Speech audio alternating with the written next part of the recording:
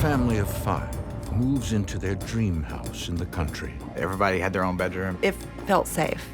and soon encounters paranormal activity. What begins with footsteps and imaginary friends Something was there. escalates into something so evil I saw her laying in a puddle of blood, and I thought she was dead. and so powerful, it may never be tamed. Cast into hell all the evil spirits. Amen. In America, there is real evil. It lurks in the darkest shadows and in our most ordinary towns. Between the worlds we see and the things we fear, there are doors. When they are opened, nightmares become reality.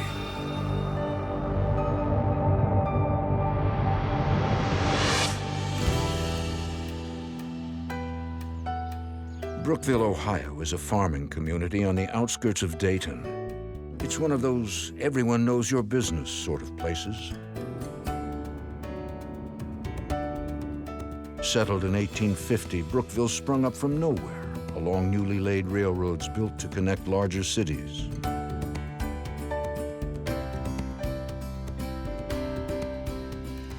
I grew up in the country. It was safe, fun, big yards, close-knit community, and that's what I wanted for my children. Hey, come on, let's get in here. Get in there, little tiger. In the fall of 2008, Alicia Cain and her husband Scott We got quite a haul. moved their family from Sioux Falls, South Dakota, to rural Brookville. When we saw this house, we knew that it was going to be perfect. Everything kind of reminded us of where we lived at before, and we kind of fell in love with the place right off the bat. Did you scare them? Arr! Oh, gosh. Mac is 15. What about you? Do people think you're a witch? Farah is 10. And what about you, little devil? And Marissa is 6. Financially, we were very stable. She was able to stay at home with the kids and not have to worry about work. It was a quiet little town. Everyone knew everyone. It felt safe.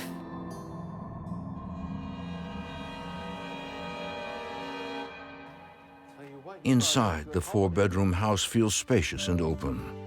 Look at this. We've always been in smaller homes, and it was a good-sized house, and we would have plenty of room.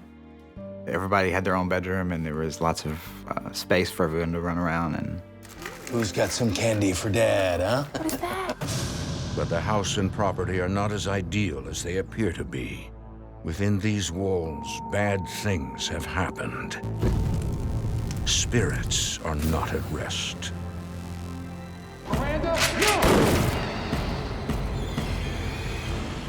By March of 2009, the family has settled in. Scott's job as a corporate auditor often takes him away from home, leaving Alicia to tend to the kids and household duties.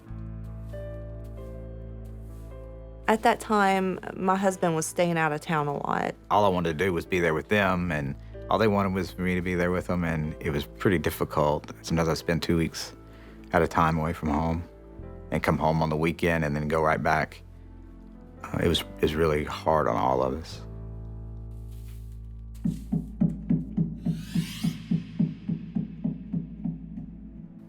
Six months after moving into the house, weird things started happening. I heard footsteps, and it sounded like bare feet hitting the wood floor.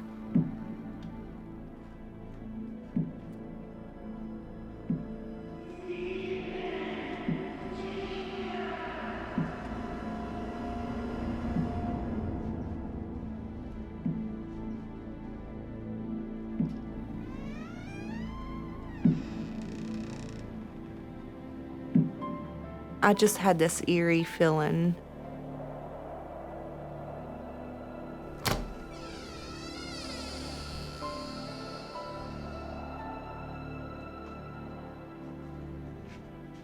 I couldn't see anything, but something was there.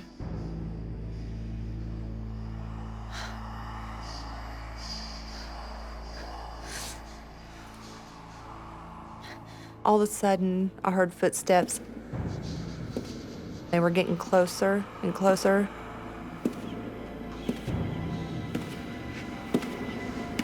All of a sudden, it stopped.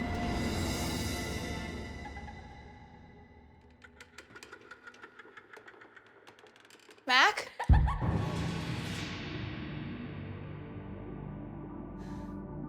When I didn't see anything, it made me feel like maybe it was just me.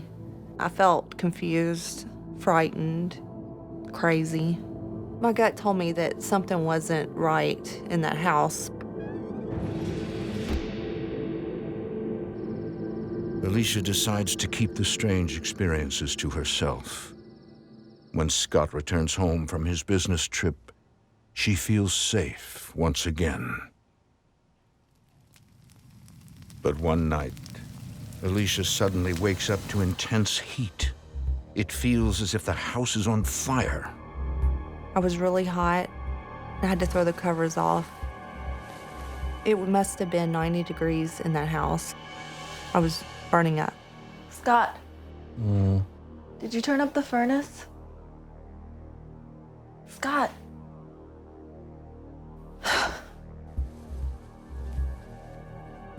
At first, I thought maybe the children had turned the heat all the way up. But the thermostat has not been touched. So I went to go check the furnace.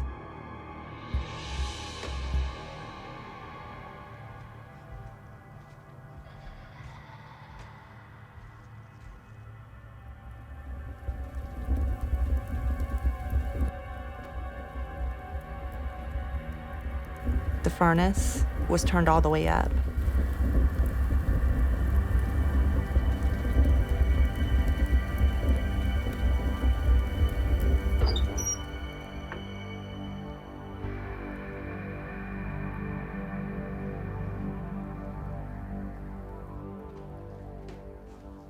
I knew it was weird that there was nothing to explain it, but I just kind of let it go. One afternoon, Alicia hears something out of the ordinary. What's your brother's name? It sounds as if her daughter Marissa is having a conversation. I have a brother too. His name is Mac. I noticed that she was talking to somebody that wasn't there.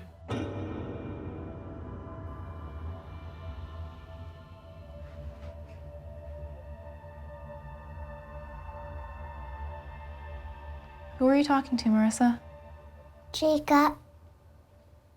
She was telling me that it was a little boy named Jacob and his brother named Stephen. Him and his brother Stephen used to live here. Look, I drew a picture of them.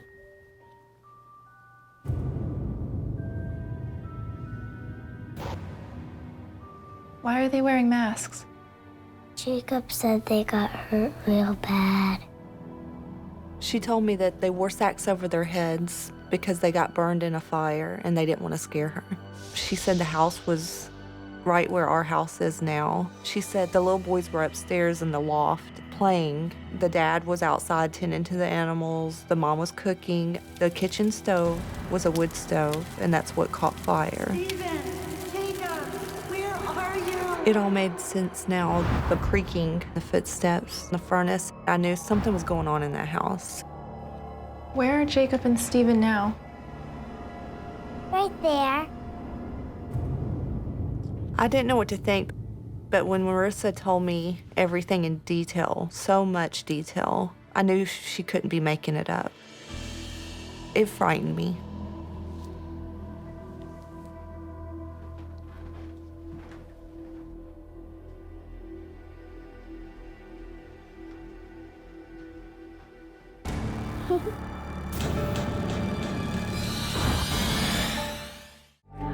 In the fall of 2008, the Cain family, Alicia, Scott, and their 3 children, move into a house in Brookville, Ohio. At first, all is well, until a few months later when Alicia begins to suspect their home is haunted. Wherever she goes, Alicia feels as if something or someone is taunting her. I heard footsteps and the furnace was turned all the way up. I felt uneasy about the house, what was going on, but I didn't know what to do about it. But then, 6 months after moving in, the situation becomes disturbing when her 6-year-old daughter Marissa begins talking to imaginary friends she says died in a fire on the property. When Marissa told me everything in detail, so much detail, I knew she couldn't be making it up. And I started feeling that the little boys haunted the house.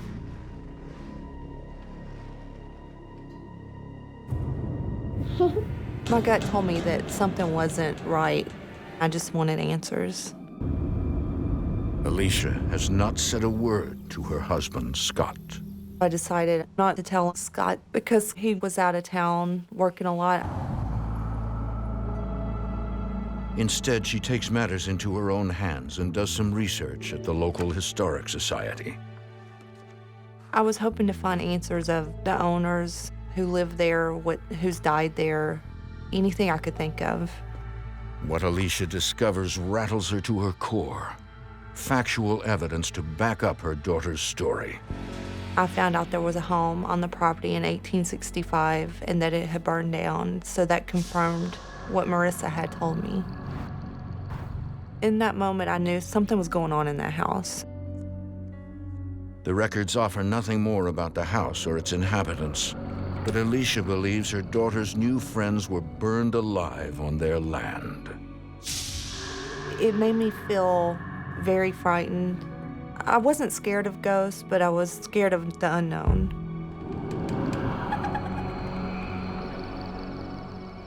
That night, Alicia tells her husband about the records of the fire and Marissa's new friends. I'm really worried about Marissa. What if they're not imaginary friends?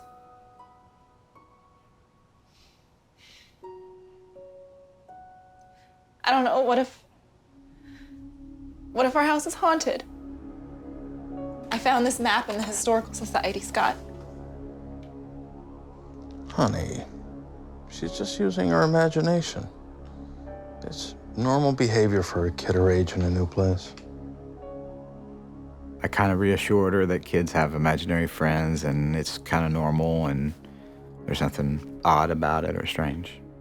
She's the youngest and the 2 older kids would kind of leave her out of stuff, so I just thought she was trying to make her own friend, you know, have someone to talk to because they were kind of older and kind of ignored her a lot of times, so I just thought she was trying to have a friend, imaginary friend. I was a little upset that he didn't believe, but I wasn't scared of the little boys. I felt like they weren't there to hurt us, that they were just trying to let us know what happened to them. It's an old house. When you turn the hot water on, the pipes knock and make noises underneath the house, and the doors all creak, and when the wind blows, you could hear it in the windows, and when cars drive by, it's kind of loud sometimes, and the lights will play tricks on you. I just tried to not focus on the house being haunted and live normal.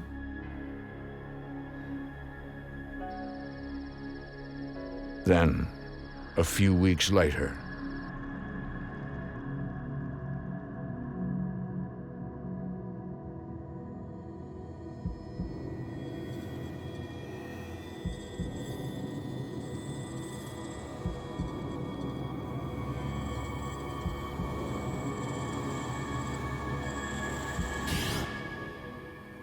Mom, someone's in my room. Scott, Marissa said somebody's in her room. You could tell she was very upset. Relax, sweetie. You're probably just having a nightmare. Maybe she should sleep in here tonight. Honey, it's fine. Come on, kiddo. Let's go check this out.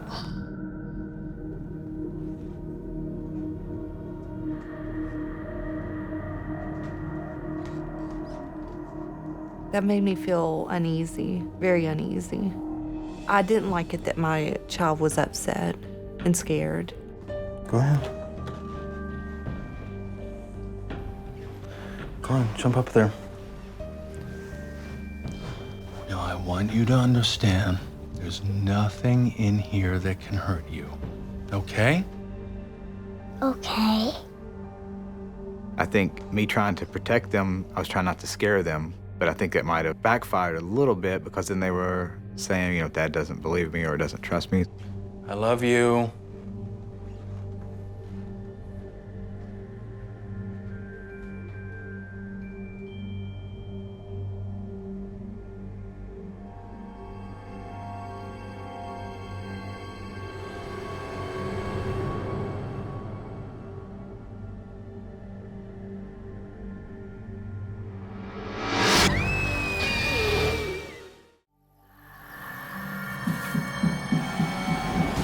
It's 2010. For months, Alicia Cain has been convinced that her house is haunted by the spirits of young boys who died in a fire on the property long ago. Her 6-year-old daughter carries on conversations with the ghosts who appear friendly. What's your brother's name? While her husband, Scott, refuses to believe. Honey, she's just using her imagination. One night, young Marissa is visited by a much more terrifying entity. Mom, someone's in my room. Honey, it's fine. Come on, kiddo. Let's go check this out. There's nothing in here that can hurt you.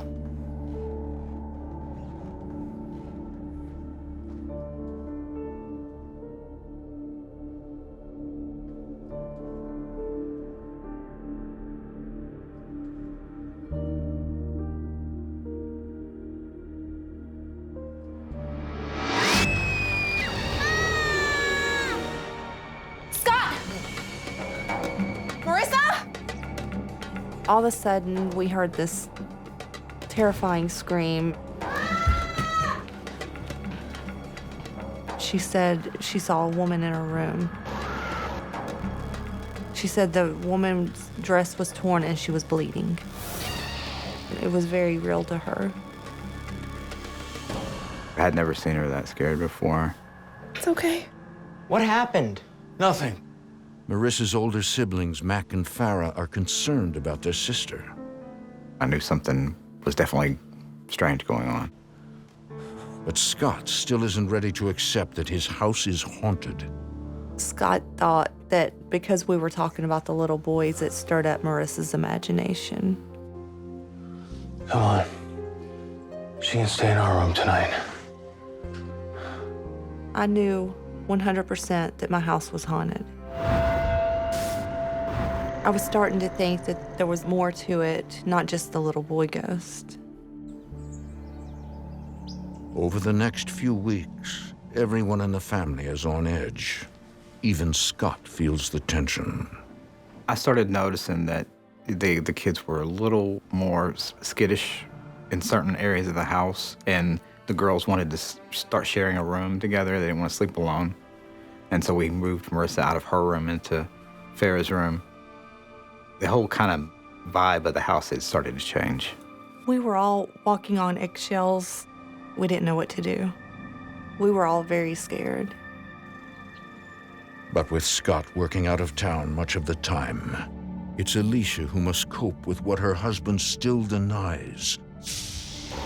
That something sinister inhabits her home. I wasn't sure what was going to happen next.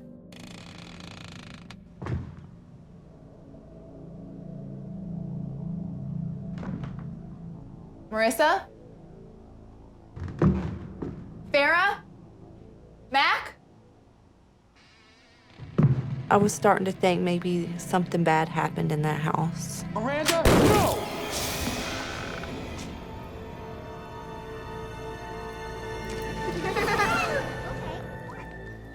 Didn't you guys hear me calling?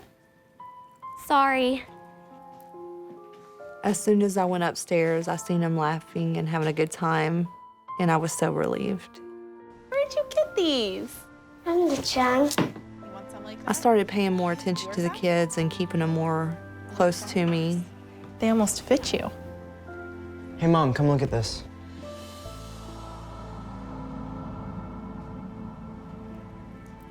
All of a sudden, Mac handed me this bloody, ripped-up shirt that he had found.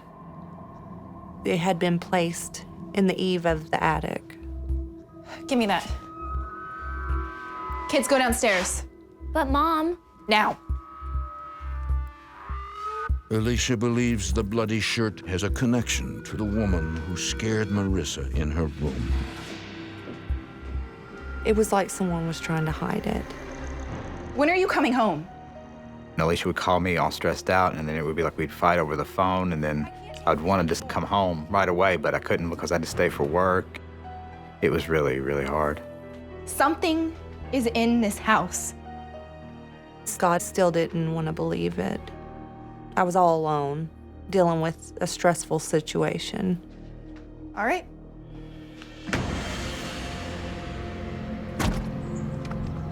I felt like I didn't have anybody to talk to. I felt alone, scared.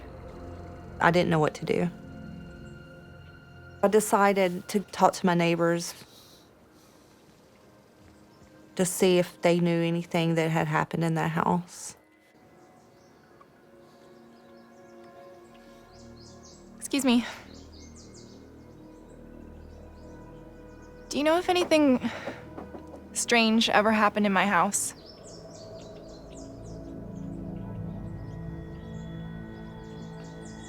I just can't believe you're living in that house. You know someone was murdered there, right? Murdered? What do you mean? We were all shocked. My neighbor told me that the previous person that lived in that house had shot and killed his wife. She was just real sweet. A beautiful girl. What a tragedy.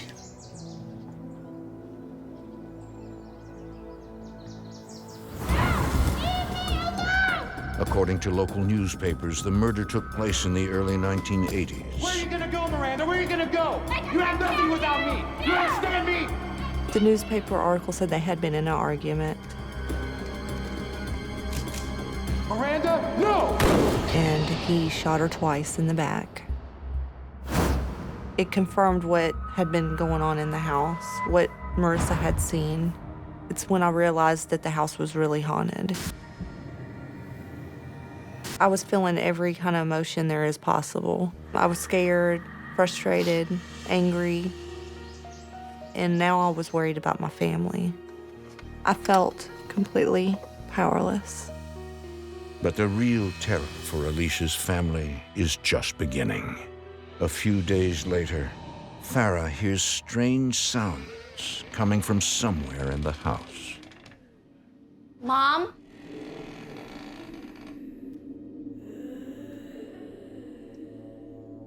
Mom?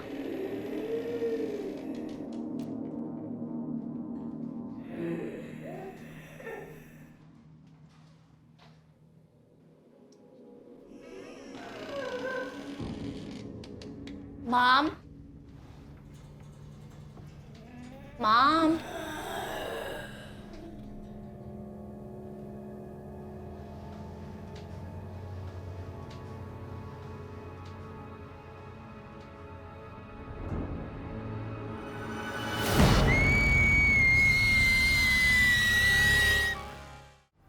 In Brookville, Ohio, Alicia Cain believes her new house is inhabited by the ghosts of two young boys who perished in a fire many years earlier. After thinking about it, I realized that the boys weren't trying to hurt us. But the haunting intensifies when Alicia learns a woman was murdered in her house. Miranda, no! Mom? Now, the murdered woman's spirit begins targeting Farah, Alicia's oldest daughter. Mom?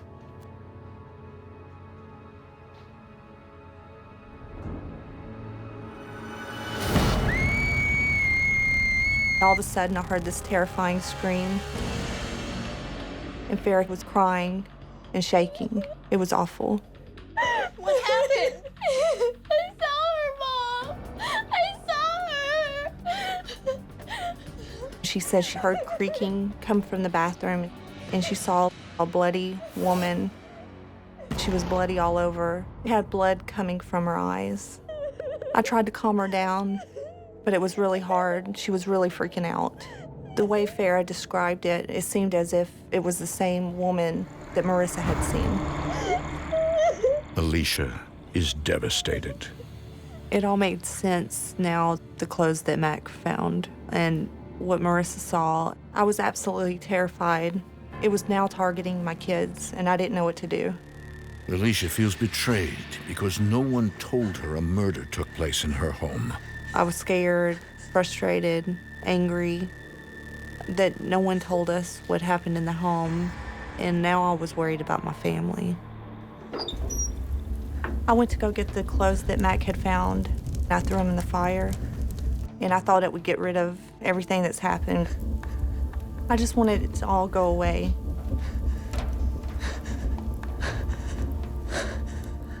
Alicia? What's wrong? Did you know a woman was murdered in our house? I didn't really want to believe it still. I was still kind of in denial about it. But when Alicia had told me that the previous owner had murdered his wife in the house, it kind of made everything fall into place. That's who Marissa saw in her bedroom that night. And Farah saw her in the bathroom this afternoon. And she was covered in blood. Everything that the kids had experienced, everything that Alicia had experienced, it all made sense. And it kind of floored me. I found this in the newspaper. It was, it was staring us right in the face. I'm so sorry. I didn't believe you. The evidence overwhelms Scott. He finally believes the house is haunted and accepts the idea that his family needs help. I knew that she was pretty much at her wit's end, and we needed to find somebody to help us. She was going to fall apart, the kids were going to fall apart, everything was just going to go south from there if we didn't get help. We knew that we had to find somebody to help us. We couldn't do it on our own.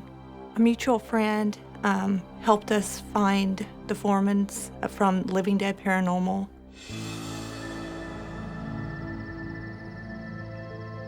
Soon after, the team of 3 brothers, Josh, Sean, and Rocky Foreman, arrive at the house.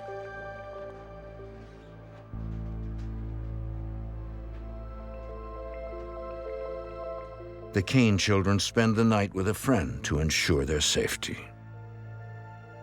On this particular case, we started up on the 2nd floor because it was one of the areas when we were doing the walkthrough, you got the heaviness on your chest, and it was also the area that the family was having most of their experiences.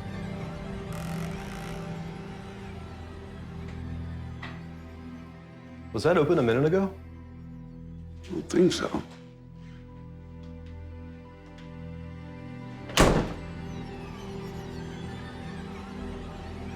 Let's go check out the attic. Okay.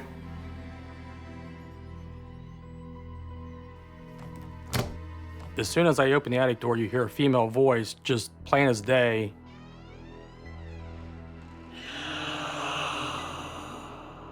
It was real drawn out. She goes, "No." It was like she was standing right there with us. At that point, part of you says, get the hell out of the house. But Josh feels a sense of responsibility to the family. Overcoming his fear, he and Rocky proceed with the investigation.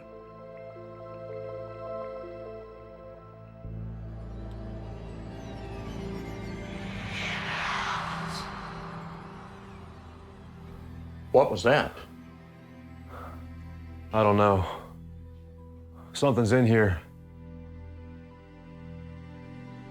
He immediately got a sad feeling, and he had asked if I was feeling the same thing he was feeling, because a lot of times, when you're in the middle of an investigation, you'll get different emotions, from sadness or fear, and just going up the attic, you got that heavy feeling. It was just like an overwhelming sadness.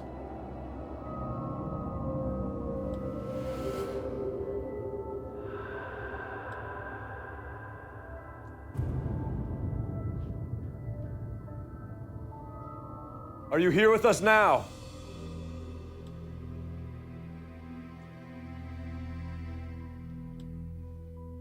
What do you want?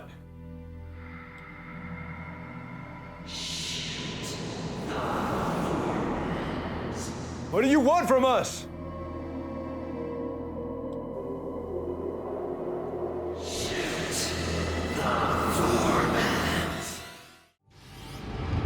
For the past 2 years, the Cain family has been terrorized by the ghost of a woman who was murdered in their Brookville, Ohio home. The Cains knew nothing about the killing before they moved in. Their daughter's terrifying encounter with the murdered woman's spirit forces Alicia and Scott to seek help from paranormal expert Josh Foreman and his brothers. Honestly, I really didn't know if it was gonna work or not. I didn't know what to think about the whole thing. While investigating in the attic, Josh and Rocky make contact with the murdered woman. Are you here with us now? What do you want?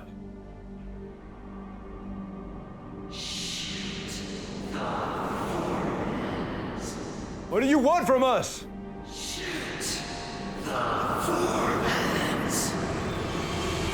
We heard a female voice, plain as day again, like she was standing right there with us, said, "Shoot the Foremans."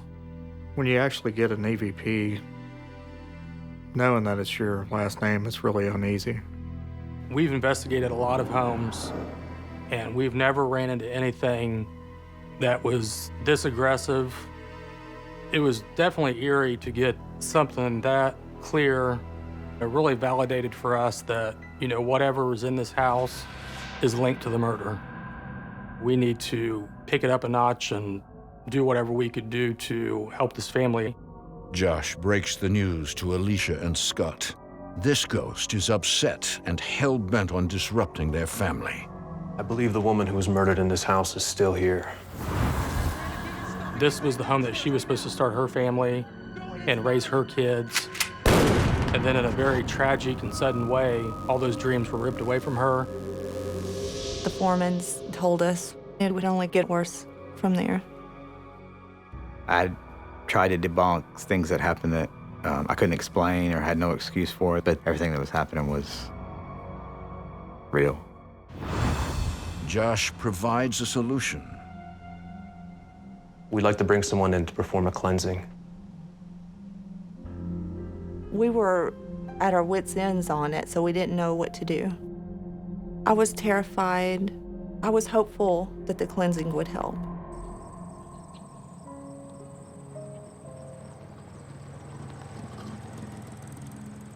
Father Alan Dersham arrives at the Cain house prepared to confront an angry, restless spirit.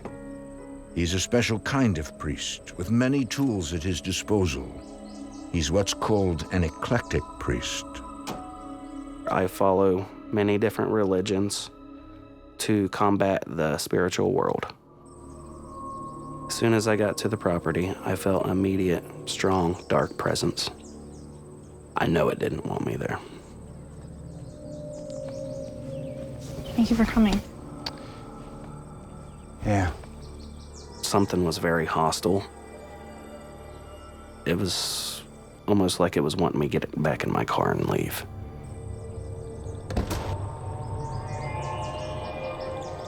While the family waits in another section of the house, Alan uses rites and rituals from 5 different religions to cast out the restless spirits. When I set up a cleansing, I picked the centermost room of the house and I burn a black candle that will absorb every negative energy into the house.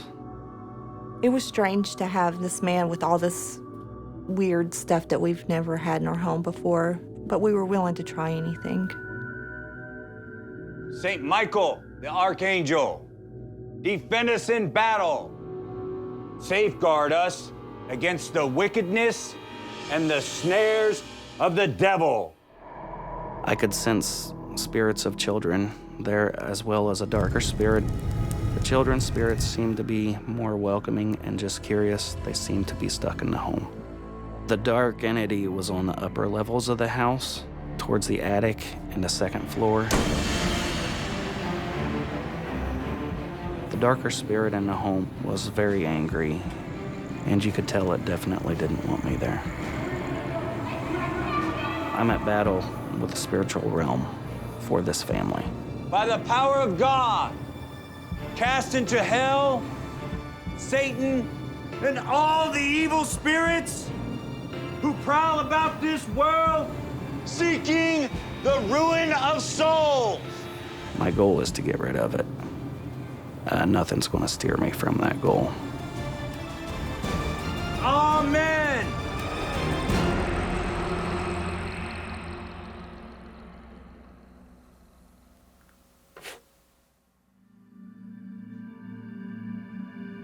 I felt very strongly that I had eliminated a presence within the home. For 1 week, life in the house returns to normal. All paranormal activity stops. Alicia and Scott are relieved, hopeful the cleansing has worked. It felt as if this big cloud had lifted off of our family. I was happy. The kids were happy. Everything was pretty much back to the way it was before. It felt like at the beginning when we first moved into the house. But the haunting is far from over.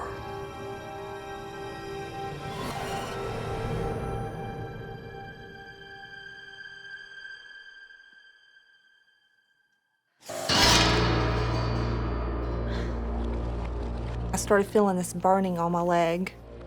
I was very terrified. All of a sudden, I looked down and saw blood on the bathroom floor. I followed the trail down the hall.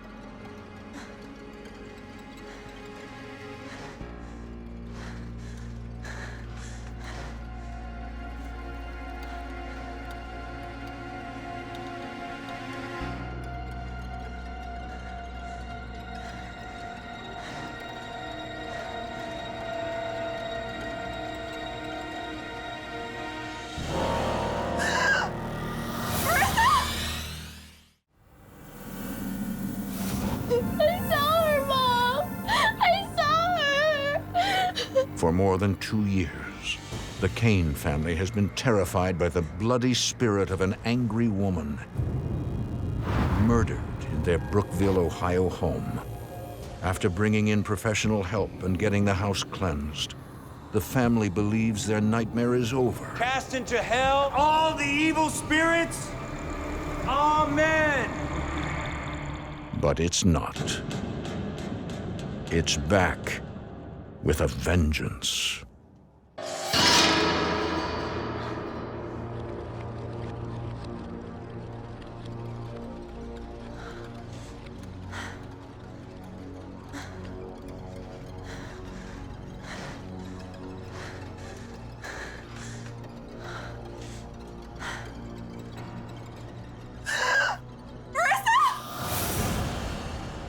I saw her laying in a puddle of blood, and I thought she was dead.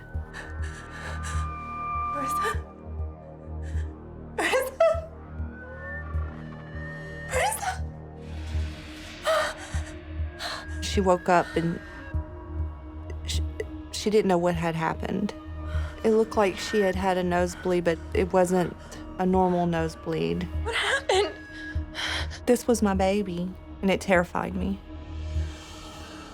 Alicia rushes Marissa to the doctor, who explains it's just a bad nosebleed. Alicia believes it's something more sinister. It was too much blood. Realizing that ghosts could touch you or harm you was absolutely terrifying. I tried to protect my kids, but how can I protect my kids when I can't even protect myself? I felt like it was only going to get worse. This is the last straw for the Cain family. To feel safer, we all decided to start sleeping in the living room so we could all be closer together. We felt we could keep a better eye on the kids. There was so much stuff happening that we couldn't even keep up with it. It was just too much. The family decides to move out as soon as possible, but for financial reasons, they have no idea when that will be. We are currently trying to get out of the house. It has been a burden on all of us to not be able to just leave the house. We're financially stuck, but we are saving to get out as quickly as possible. Me and Alicia decided that was it. We weren't going to take all the stuff anymore. We weren't going to go through everything again. We're trying to ignore all the other stuff that goes on and just concentrate on getting out of there. I had to go and have that talk with my kids again, that we got to be strong. Dad, what if the ghost comes in here? Paranormal investigator Josh Foreman plans a formal exorcism of the house once the Cain family moves. He hopes to make it safe for future inhabitants. Personally, for me, I was devastated to hear that the activity came back because we had tried everything that we knew from the different experiences we've had over the last 10 years of investigating the paranormal. But there is a chance that whatever they do, the spirits may never be driven from the property. It needs to be something more in your face that's really gonna push this thing. It's really time for us to think outside the box. My only hope is whatever this is doesn't follow them and they can be at peace finally. One thing is certain, the Cain family will be forever haunted by the experience. I was definitely a skeptic. I didn't really believe in paranormal. No, I really don't know what to tell people. I wouldn't wish anybody to go through anything like that. It's horrible. It's not fun and games. It's really rough. It's not what I was intending for my children at all. It hurts a lot. It feels like I'm not protecting my family the way I should. I hope and I pray that my kids can get over this. I feel very lucky we have survived.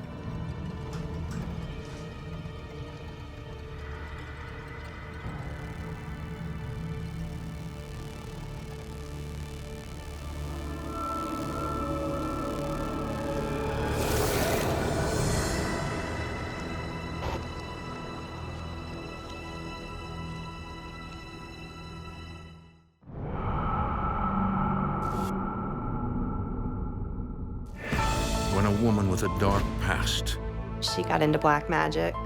She drank human blood. awakens dormant spirits, Come and show yourself.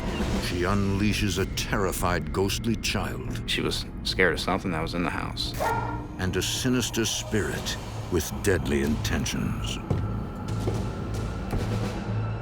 We had no clue how intense it was about to get. In America, there is real evil. It lurks in the darkest shadows and in our most ordinary towns. Between the worlds we see and the things we fear, there are doors.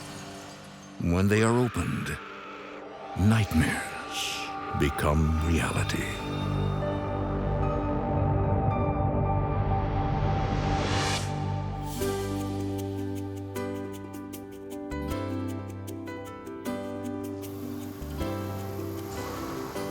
In the summer of 2013, Stephen McDade, his girlfriend Taylor Jones, and their 5-year-old daughter Isabelle move into a small suburban home.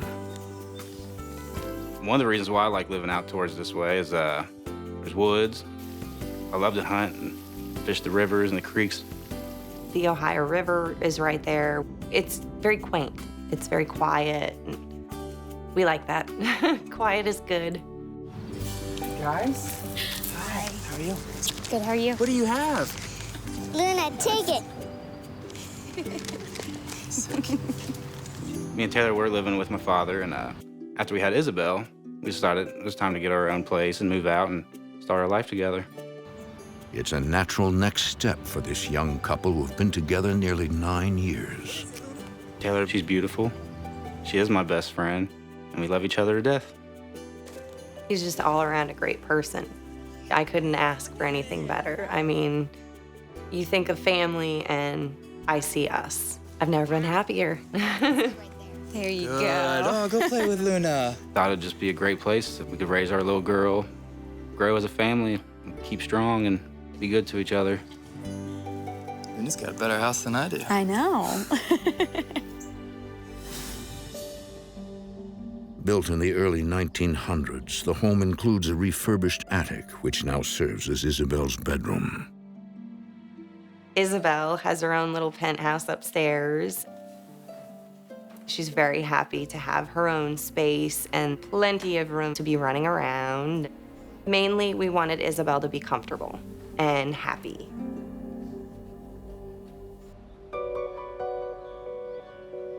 Stephen is an avid hunter and keeps a handgun in the home for protection. My main concern with having a gun was Isabelle. She's been around guns, you know. Her daddy, he's an avid hunter. We're very, very cautious with it. Don't shoot. Whatever. Hey, before you go, you think maybe you could sit down? I got something I want to talk to you about. Yeah, sure. Cool. So I was thinking that, now that we have our own place, maybe we could, invite your mom over. Taylor hasn't seen her mother for nearly 10 years. Stephen hopes that they can mend their broken relationship. She talked about her mother, Joyce. She wasn't in her life too much. They had a falling out, and I know they just have a hard time seeing eye to eye. The kind of person she is, the things she's done, I don't know.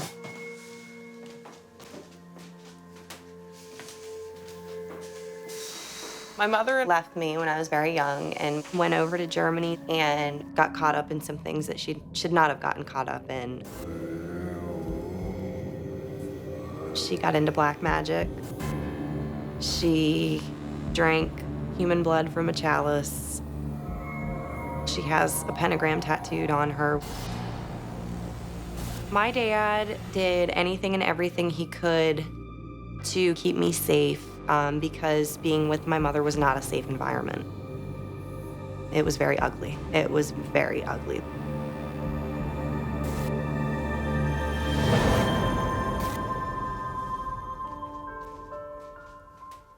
People change. Maybe you guys can work it out. Family's a big part of our lives. I wanted Taylor to try to reach out to her mother because I think everybody needs to be forgiven, given a second chance. Okay. Yeah? Yeah. Taylor finally agrees, not for herself, but for her daughter, Isabelle. We need to get Isabelle and Mom together to really make sure that there's a relationship there with the two of them, because I had a wonderful relationship with my grandmother.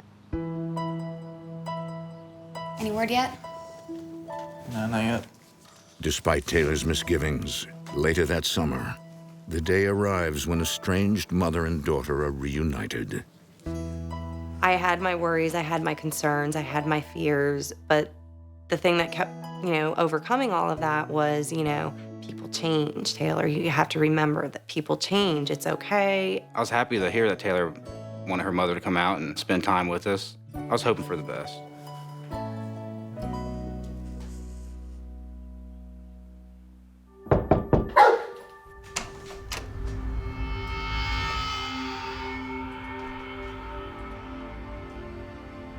Taylor. I really didn't know what I was expecting. How are you? Hello, darling. Hello, Joyce. Have you been eating? You look terrible. Way too thin. Immediately, out of her mouth was the judgment. Hi, I'm Stephen. It's nice to finally meet you. When I met Joyce, the vibe she put off was hateful in a way. Isabelle, this is Joyce, my mother. Your grandmother. Isabelle stayed back a little bit. I think that it was a little strange for her. Aren't you just precious? Do you have a hug for your grandma? Luna! My mother, when she saw Isabelle, she's looking basically at a child that looks so much like me at that age. The age that she turned her back to me. I'm sure it was a long trip. I'm sure you're ready to get settled. Let me show you where you're staying. I was hoping they could build their relationship back up, but I was still nervous. I didn't want Taylor to get hurt again. Be nice.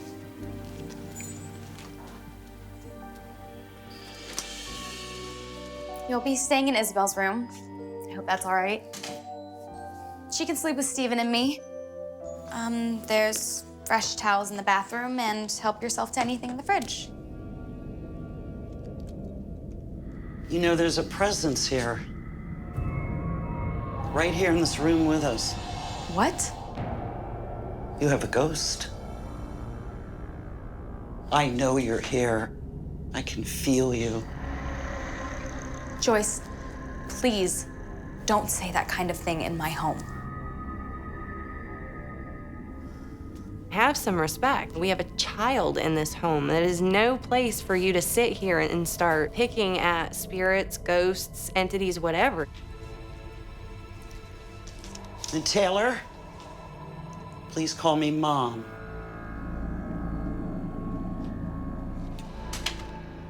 It was just a negative vibe.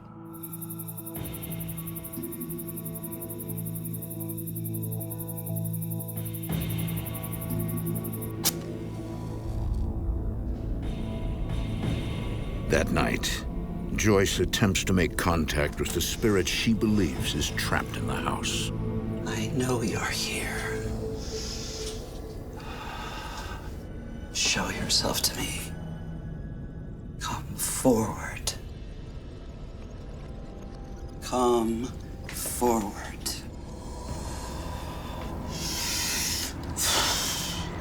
Come and show yourself.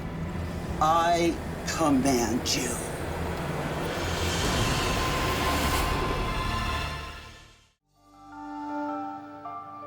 Soon after settling into their new home, Taylor Jones invites her estranged mother for a visit.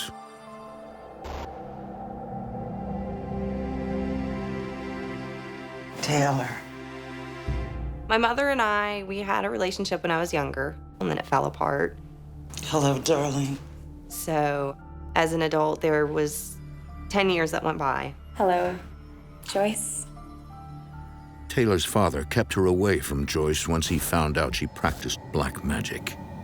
There was a lot of ugliness that happened. There were a lot of things that she got into that I didn't understand as a child. I had lost her so many times before. You know, there's a presence here. I kept in the back of my mind, you know, don't get your hopes up. That night, Joyce is staying in her granddaughter's attic bedroom. I know you're here. When she makes contact with what she believes is a ghost. Downstairs, Taylor is suddenly overcome with an uneasy feeling. I didn't feel right. Something was off. You could feel a coolness. Come out. You can't hide. Show yourself. I know you're here. Come and show yourself. I command you.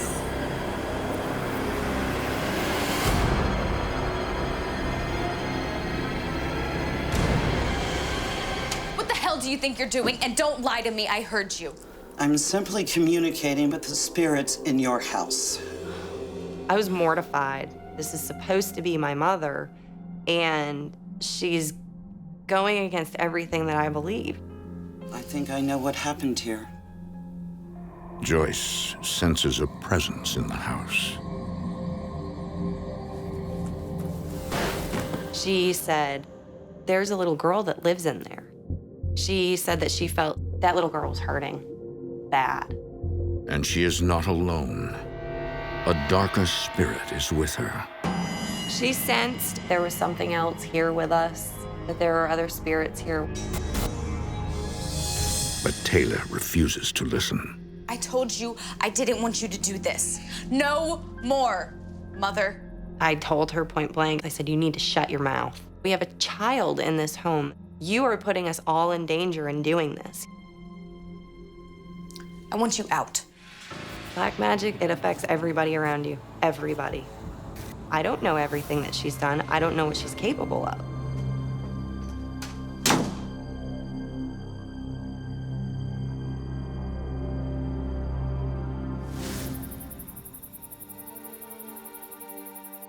Distraught, Taylor tells Stephen that she wants her mother to leave as soon as possible.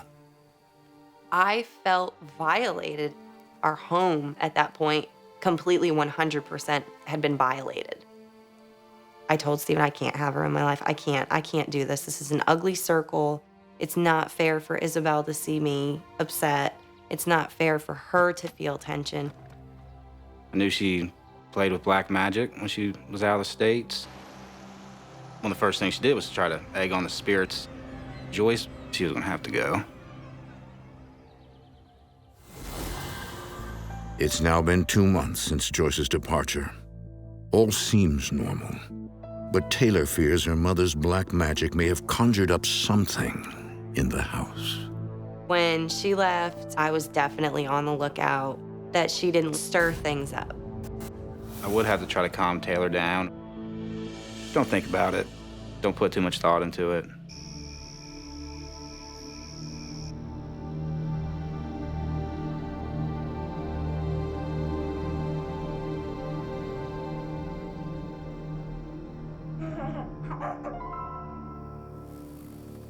I heard giggling, little girl giggling. It's coming from Isabelle's room.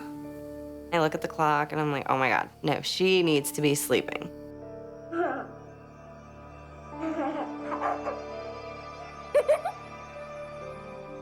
What happened then? That's silly. Here, do you want to play with this? Oh my. What are you doing? Playing with my friends. You're supposed to be in bed, young lady. She's sitting there on her floor as if she was interacting with somebody. It's a school night. Laughing, giggling. It's bedtime, not playtime. I don't want to hear another noise coming from up here, okay? Okay.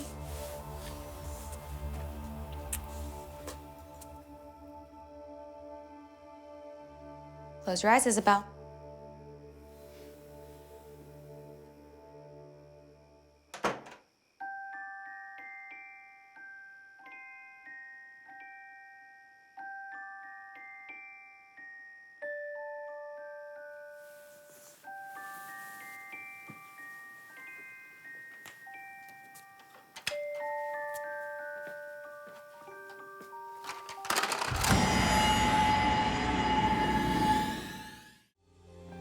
For the past few months, Stephen McDade, Taylor Jones, and their 5-year-old daughter Isabelle have been living a peaceful life in their new Ohio home.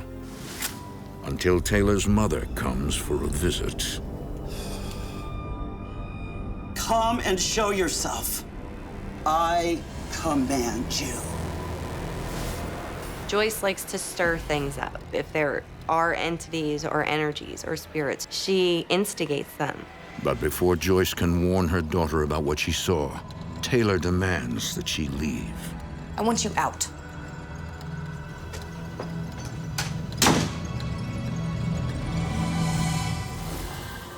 Soon after Joyce's departure, Isabelle begins playing with an imaginary friend.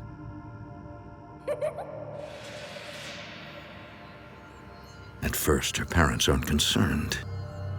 I tried to brush it off as kids in their imaginations. I really didn't worry too much about it. Until Isabelle's playmate appears in one of her drawings. When we asked her about the picture, well, who's this right here? There's Isabelle, there's Mommy, there's Daddy, and there's my friend. Taylor and Stephen quickly realize that to Isabelle, the little girl is very real. Okay, then the wheels start turning. Who is she talking to? I was getting nervous. I was getting anxious. Kind of threw me off. First thing that went through my head was, it seems like something out of a scary movie.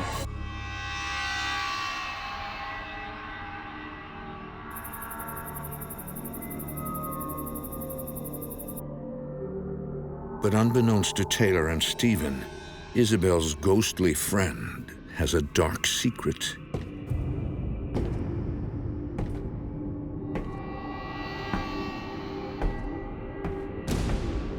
A second spirit lurks in the house, and he is terrifying.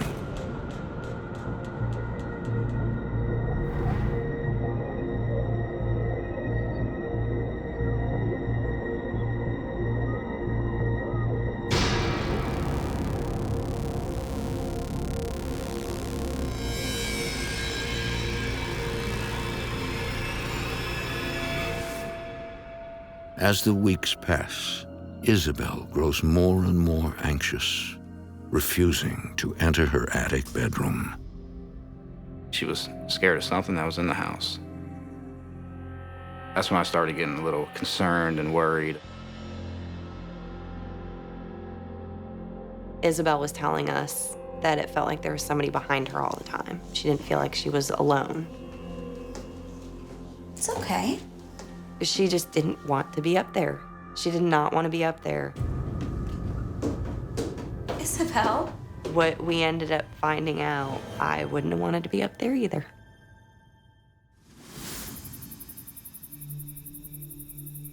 One weekend, Stephen goes out of town.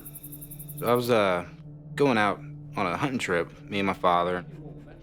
I never liked leaving Taylor and Isabelle by themselves. This time I was a little bit more worried with the stuff that was going on in the house.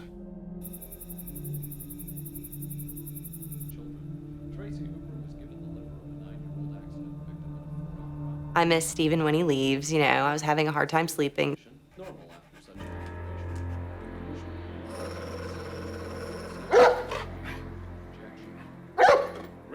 Luna was right next to me. All of a sudden, she started barking. What is it, Luna? She was locked on something. What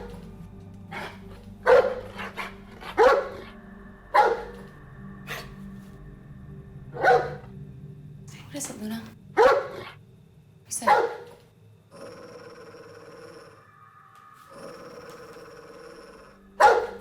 My initial reaction, I need to protect my child. There's somebody there.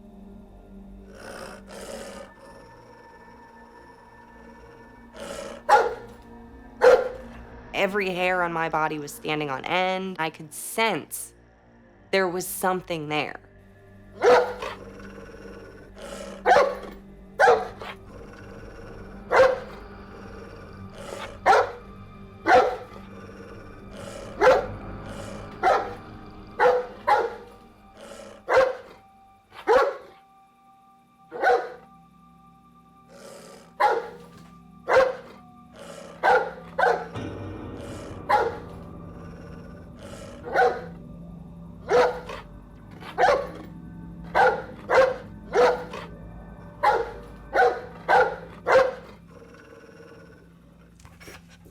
Luna suddenly grows quiet.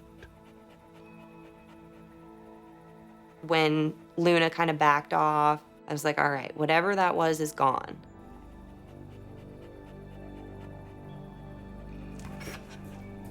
Good girl. It's okay.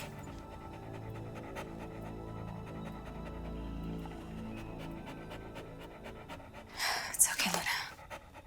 Good girl.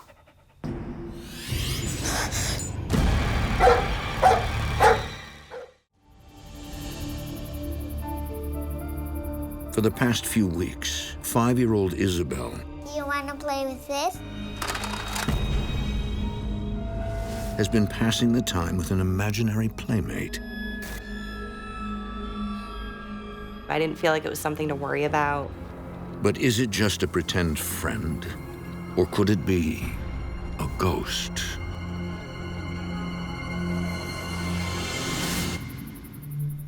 One weekend, her dad goes on a hunting trip, leaving Isabelle and her mom alone in the house.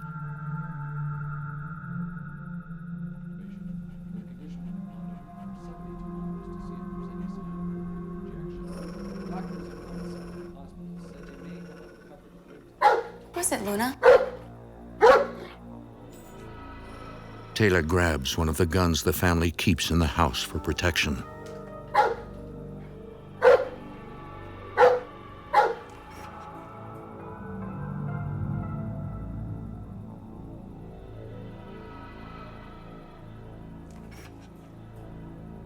Good girl. It's okay.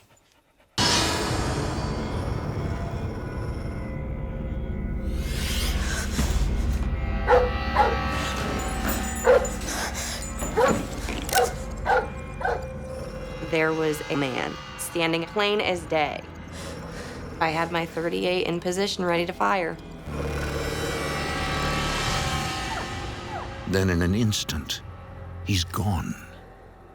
Taylor now feels certain her house is haunted. I was so scared. I couldn't deny that there was a ghost in my house. People say, oh, you're crazy, that stuff doesn't exist. It exists. It is real. It is very real.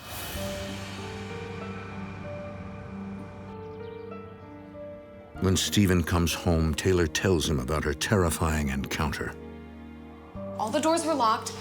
There was nothing, and so I come back over here to Luna, and she will not go into the kitchen. She's staying here and refuses to go in. You could just see it all over her face that something happened to her. She said that she's seen somebody at the door that was there, but wasn't there. She was pretty shook up about it. And when I turn around, there's just a guy standing there. There's nothing that I could do. Nothing. If this is a ghost, I have no control. When am I gonna see something next? When am I gonna feel something next? There was a total feeling of helplessness. Stephen tries to comfort Taylor, but he doesn't know what to do. Taylor started to feel the presence around her all the time. And I know it scared her. I was just trying to reassure her as much as I could. Stephen is our protector, you know. He takes care of us girls and would never want us to feel unsafe. And at that point, I knew Stephen could not comfort those feelings. Over the next few days, he attempts to carry on with everyday life, hoping these strange occurrences will stop on their own. I've always believed in ghosts and spirits and stuff like that, but I'd always would try to debunk it. Don't put too much thought into it. Pay no attention to them, and maybe, hopefully, it would just go away. But lately, he can't shake the feeling that he's being watched. I was getting creepy feelings.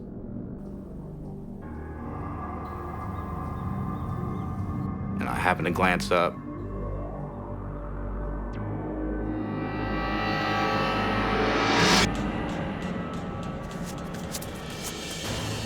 There was a guy standing up there in Isabelle's bedroom.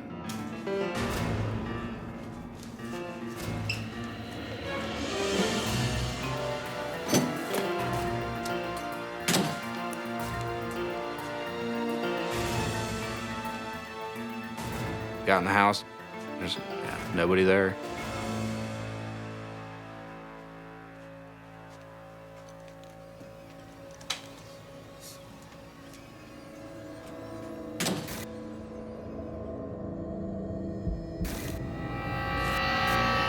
Like Taylor, Stephen is now convinced that the house is haunted. I kind of knew right away that it wasn't a human. Yeah, I mean, what's a guy to do? A ghost or a spirit? I mean, we can't throw a punch at him and make him back off or anything like that. I kind of felt helpless. I didn't know what to do. Stephen and I had a long talk, and we need to get somebody in here. And we need to do it fast before this escalates even more. Desperate for help, Stephen and Taylor contact husband and wife paranormal investigators Patty and Lee Allen of Paravisions. Taylor. She mentioned that her mother, Joyce, was doing some black magic here. Black magic often employs spells or curses meant to inflict harm. Black magic is not something to be toyed with. I thought it was a potential trigger. Patty uses an EMF meter to look for fluctuations in electromagnetic energy.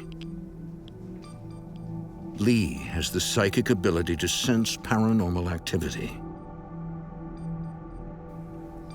I actually not just see, but I can actually feel what they're feeling, the spirit. Standing there, I felt overwhelmed. Suddenly, Lee has a vision. You know how when your hands fall asleep, that sensation? My whole body felt that way. As soon as I get that sensation, it's on. All right, fellas, where we at? I think it's on you now. Yeah. Ante up, gentlemen. In the vision, 3 men are gambling at a table in the house when one of them grows increasingly frustrated. Full house. Take it right. He was sitting with these 2 guys. Something came upon him that he didn't like the way the guy was dealing the cards. Money's all in. You think you can get away with cheating, mate? Hey, don't blame me now. It's just not your lucky day. Oh, come on, man. What's going on? Come on. He went a little ballistic. Can you believe this guy? What he's done? You just basically started here. I think something funny is going on. It's just straight out of time. Hey, what the hell? Oh, my God. No, Not my lucky night, right? No. Hey, what the hell? No. And he wasn't going to take it anymore. And he shot them.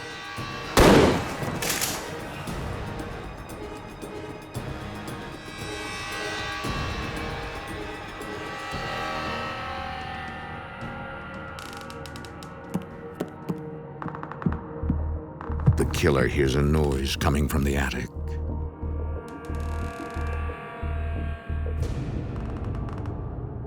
All of a sudden, he went upstairs.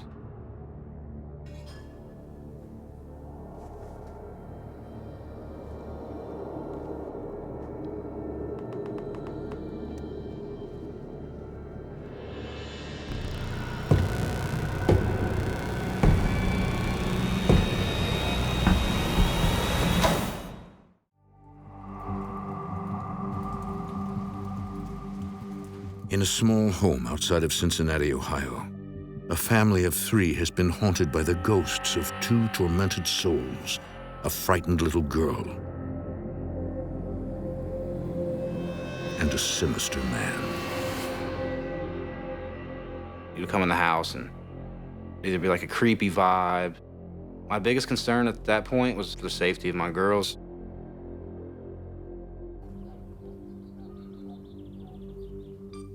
In an effort to reclaim their home, the family calls in paranormal investigators Patty and Lee Allen of Paravisions.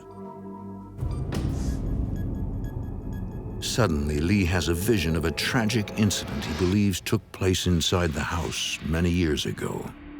You think you can get away with cheating, mate? It don't matter if it's 1800, 1920, 1999. I'm there in that time frame.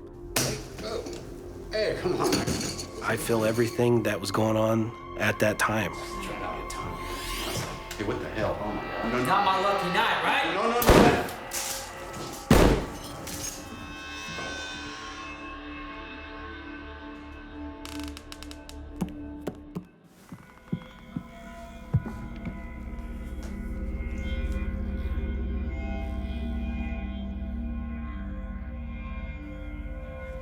The first thing I thought of was I gotta follow this guy.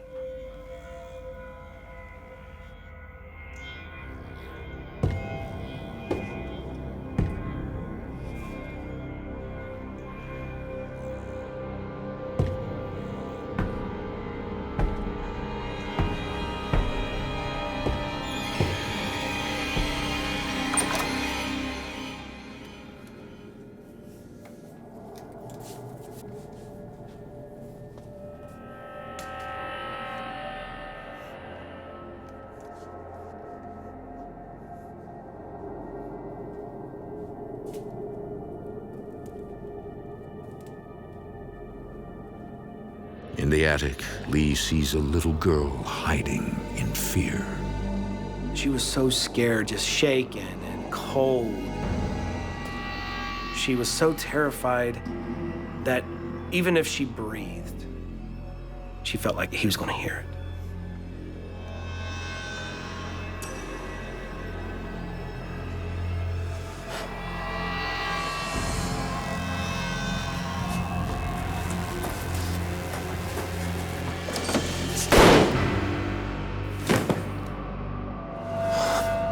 Lee snaps out of his trance and into present-day reality.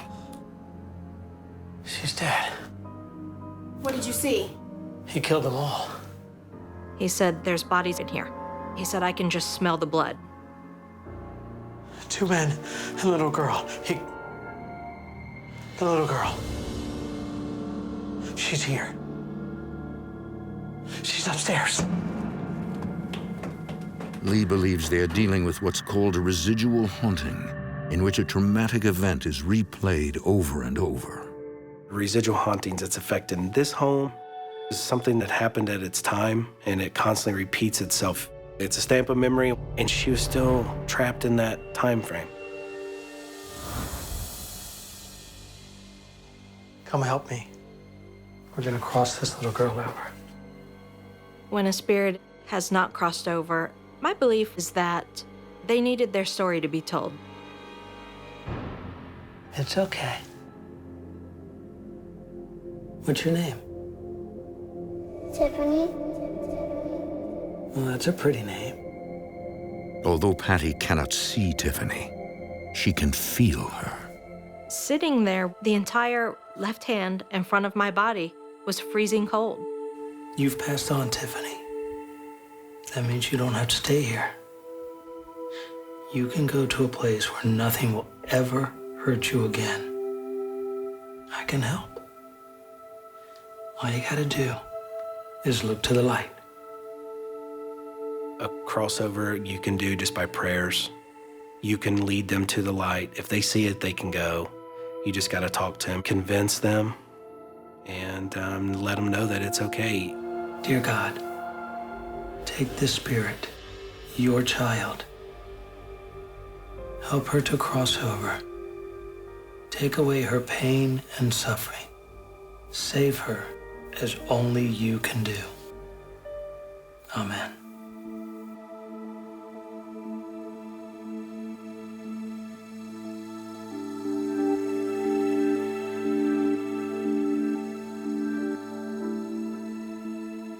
It's okay. It's okay.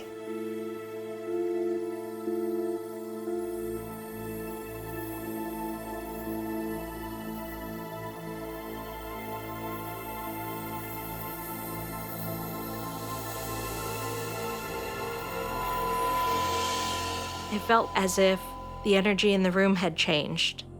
And I couldn't feel a pressure on my hand anymore. The coldness left, and it was that warm sensation from my head all the way down to my toes. I felt with everything I had that she was safe, that she was gone, and that she was in a better place. It brought tears to my eyes because we shared this moment with this little girl, and our Creator was right there, and He brought us all together. And she went to her resting place. Suddenly, Lee is struck by another vision.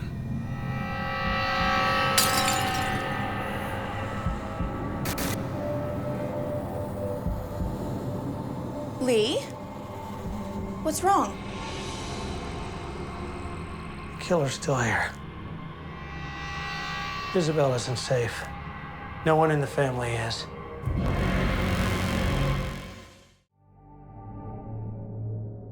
For more than 6 months, Taylor, Stephen, and their daughter Isabelle have been haunted by 2 spirits. Living through something like this, it's terrifying. Paranormal investigators finally released the soul of one of the ghosts, a victim of murder.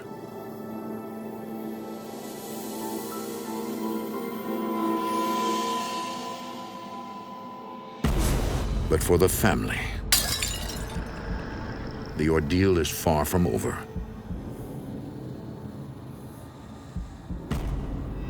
The other entity, the girl's killer, is still there.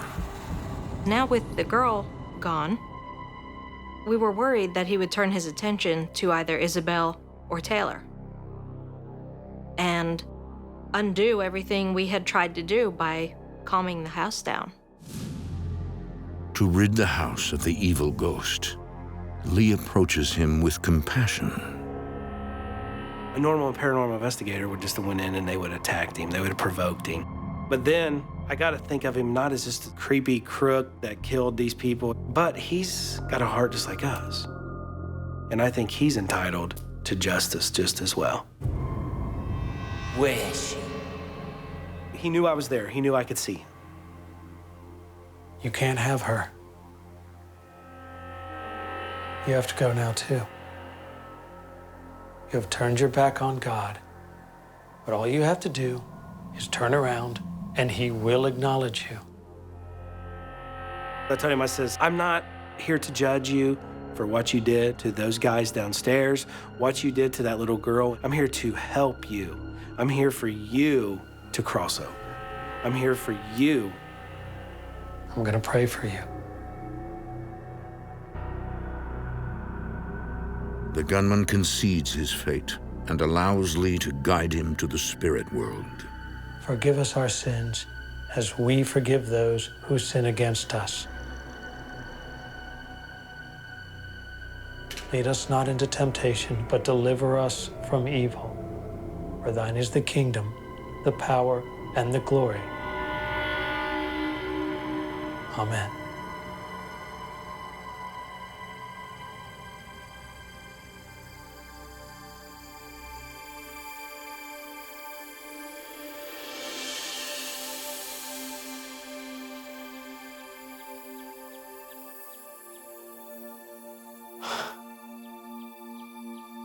It's over.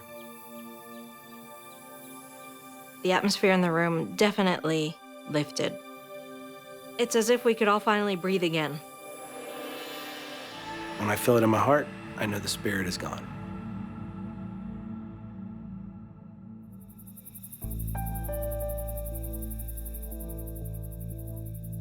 But there are still unanswered questions. Who were these spirits who appeared in Lee's vision? To this day, their identities remain a mystery. When we researched, I was unable to find any documentation of the death of a small child in that area. As for Taylor's mother, the family has not renewed contact since she visited their home. But they will always wonder whether her black magic awakened the spirits. Come and show yourself. I command you. Or if these entities were already attached to the house. I believe that this case was sort of a perfect storm, with the history of our client's mother delving into some black magic, along with the residual of the building itself. I know it had something to do with her. It definitely got very active after she left. Whatever the answers, Stephen, Taylor, and Isabelle will be forever grateful to Lee and Patty. I love Paravisions because they're worried about my family and they just wanted to help us out. We are extremely grateful. They listen to us, they care, and I'll forever be thankful because they calmed our house down. In June 2014, Stephen McDade and Taylor Jones wed in a small ceremony. Their daughter Isabelle serves as their flower girl. I'm very happy that I finally made Taylor an honest woman and we got married under the eyes of God. Today, the McDade family is living peacefully in the same home they moved into nearly a year ago. The helplessness has lifted, the fear is gone, and I love having our happy home back. It feels like a home again now, like when we first moved in, before all the activities started. It feels like our house now. Our daughter loves being in her room now. She has no issue going anywhere in the house anymore. She's not afraid. There's no problems, none whatsoever.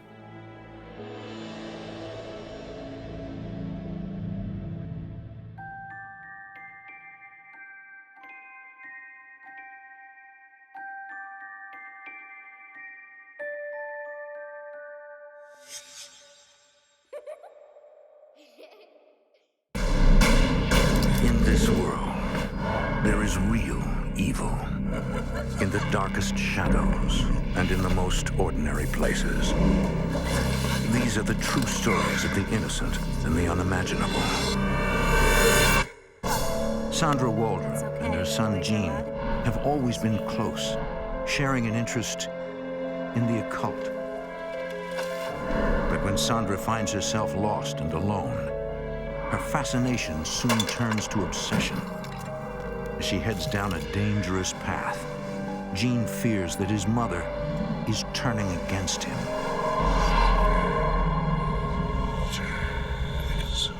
Between the world we see and the things we fear, there are doors. When they are opened, nightmares become reality.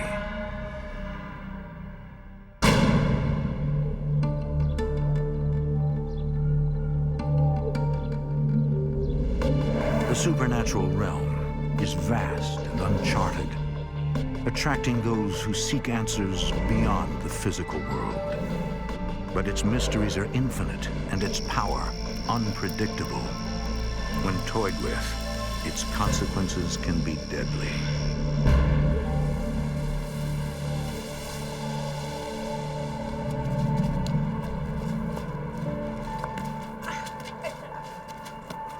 The year is 1965.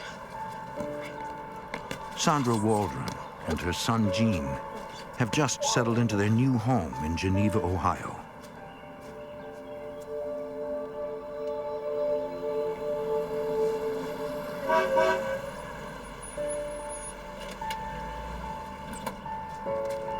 Her husband Stephen works at a nearby engineering company. Hey. How was your day? It was fine. How about you? Everything okay here? Oh, yeah. Stephen is the only father that Gene has ever known. Great. What's for dinner? I never really knew my real father. Stephen had been my stepfather since I was 2-3 years old. Hey, do me a favor and take Gene inside and get him washed up for dinner. Honey, I've been working all day. I just want to get out of these clothes and relax. Hey, remember what I said before we got married? Parenting is a 24-hour job, and now you're a parent. My husband never mentioned that it bothered him that Gene wasn't his child, but I do think it did bother him some. I think he resented it a little bit. Come on, Gene, buddy. Let's go inside. Sandra hopes that one day Stephen will be able to accept Gene as his own.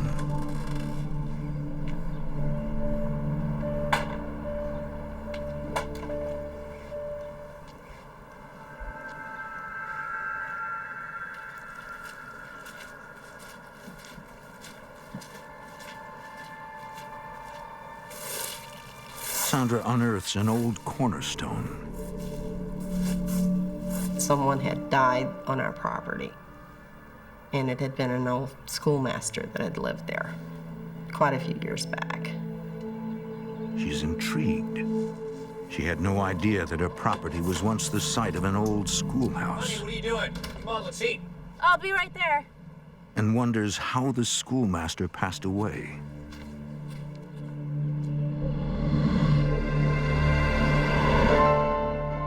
Stephen, did you know there used to be a school here? What's that? There's a cornerstone out by the side of the house. Yeah, I remember our neighbor Denise say something about that. Sandra has always believed in the existence of spirits and their interaction with the living world. But how'd she say he died? My interest in the occult and the supernatural has been with me all my life. There's so much that we don't know. It just fascinates me. I want to know all I can about it. Wow. Sandra, please don't start with that hocus pocus garbage again. You know, you've been spending way too much time reading those weird books again. The supernatural is kind of taboo for a lot of people. My husband was more apprehensive about those things than I was. Perhaps if you spent more time taking care of the house, that'd be a good idea.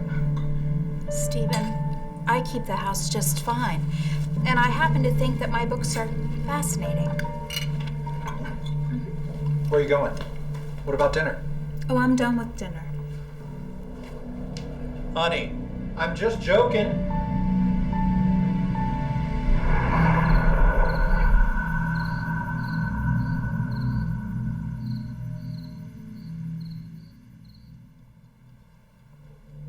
Sandra's discovery of the cornerstone only fuels her interest in the occult. I believe if you're open to things, then maybe they can come in.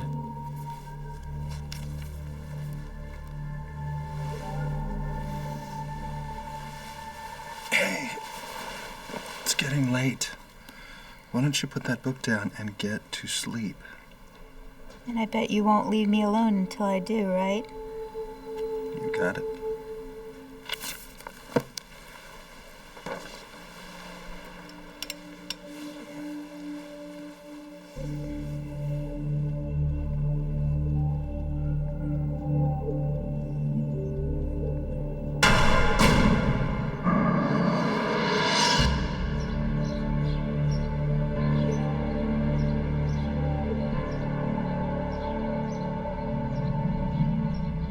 Over the next month, Sandra soon forgets about the old schoolmaster.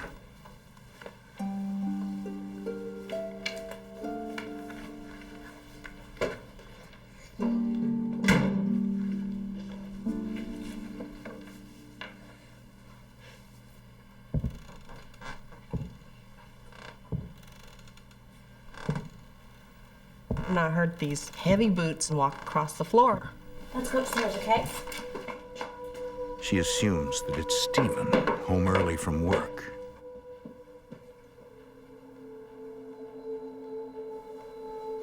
Stephen?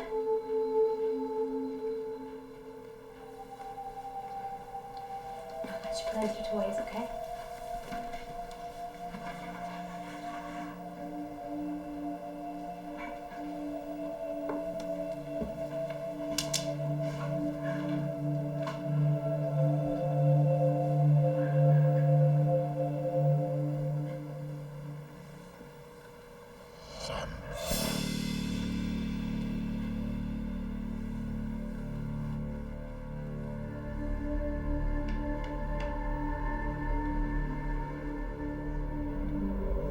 There was definitely no one there.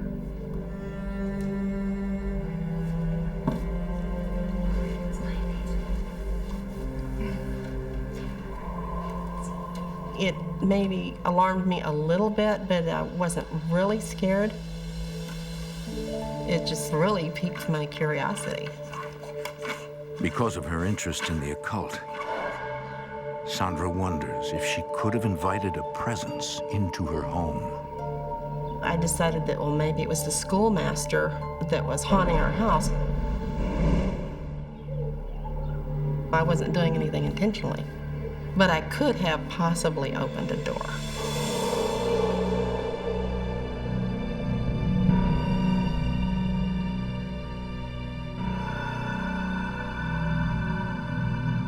A few years pass. And Jean is now 11 years old. I'm sorry. That's okay. Boys are allowed to be boys.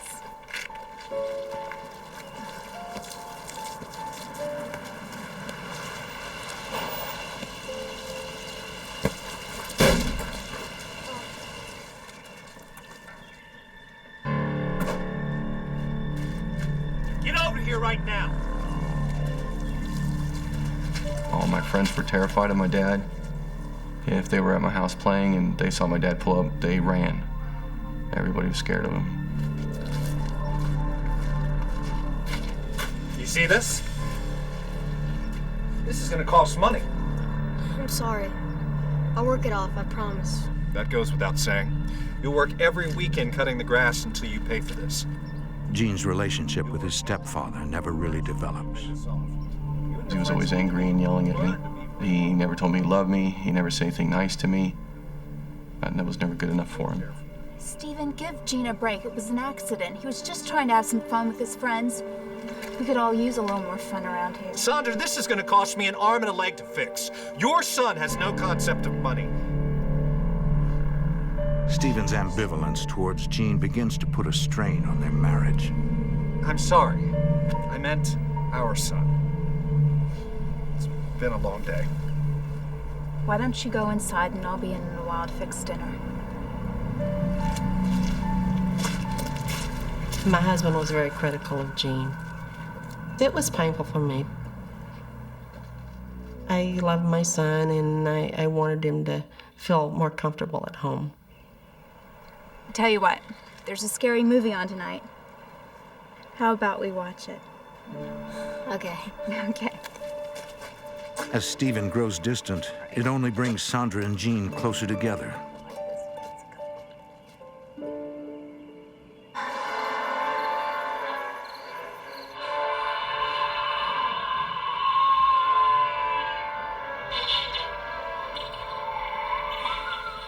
My favorite thing to do was to watch scary movies.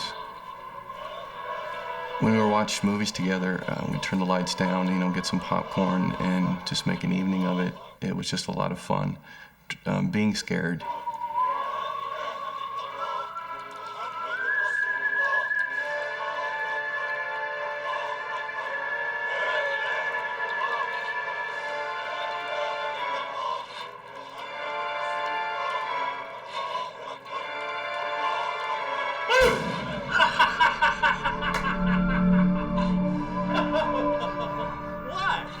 Said we need a little more fun here.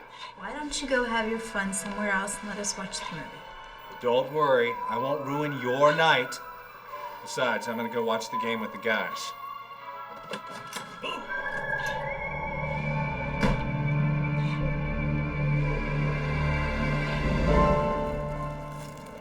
So, how are things with you and Stephen lately? The next day, Sandra and Gene go over to their neighbor Denise's house. Hey, Gene. Can you go home and get that can of beans out of the cupboard? Okay, Mom. Okay, and hurry up, because we're going to eat soon.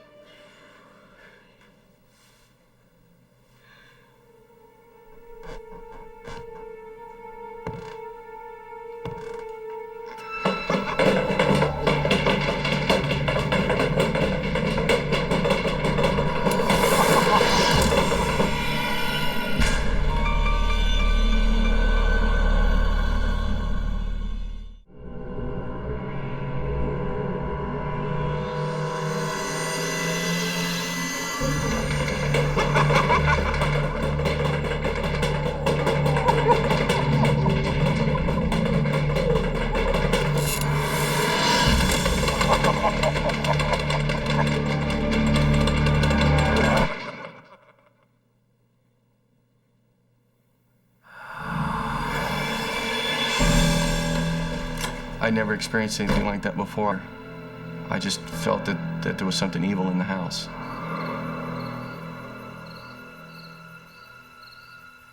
Sandra believes that Gene was visited by the schoolmaster, but she downplays the incident, not wanting to feed into his fear.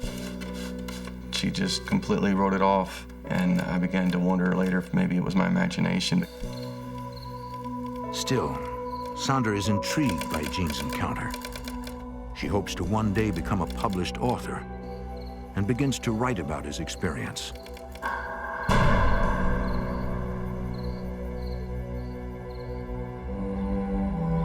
After a few weeks, Gene soon forgets about his unexplainable encounter. Woo! Yeah! Instead, Gene has been eagerly awaiting for the boat trip that Stephen has planned for this day. What are you doing in that boat? I was just checking it out. Well, it's not yours to check out, is it? I wasn't gonna break anything. I was just sitting in it. Well, then get out of it. You got no business being in there in the first place. Whenever I was around my stepfather, you were walking on eggshells. And you knew if you just said the wrong thing, he was gonna explode. And you have no respect. I go out of my way to get this boat so I can make your mom happy and take you fishing. And what do I get? Maybe I shouldn't go then. Of course you're going. You've been looking forward to it all week. He's just gonna yell at me. I don't want to go. Please don't make me go. Okay. Maybe I'll stay home too. No way, Sandra. What are my friends gonna say if you're not there? Under no circumstances are we going to cancel this boat trip. Just go ahead, Mom. I am not leaving you home alone. Sandra, quit babying the kid. He's old enough to stay home alone. I am not babying him. I'm his mother and I worry about him. I'll just go to Mark and Jimmy's house until you get back. Are you sure? Well then, we'll be back at 7. Okay. All right, be a good boy. We'll see you later this evening.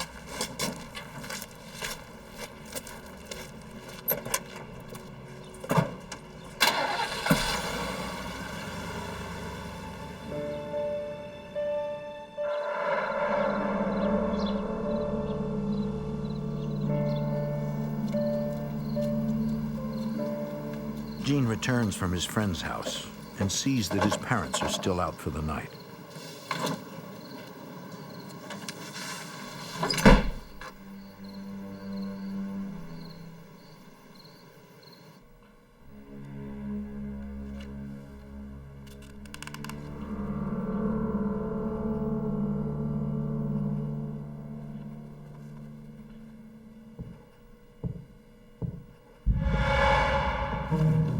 Mom? Steven? Is that you?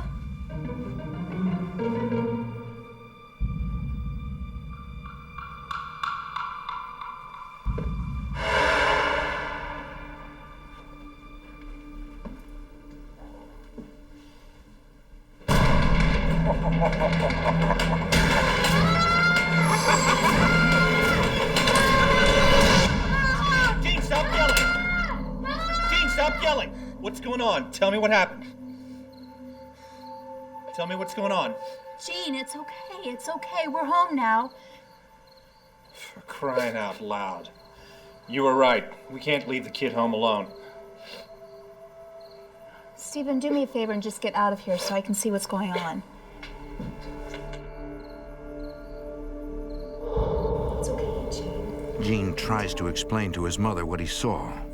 I saw a tall, thin man. And his face was all red and disfigured, and it just terrified me. Why am I seeing these awful things? There's something I should have told you a long time ago, but I didn't. I've got something to show you.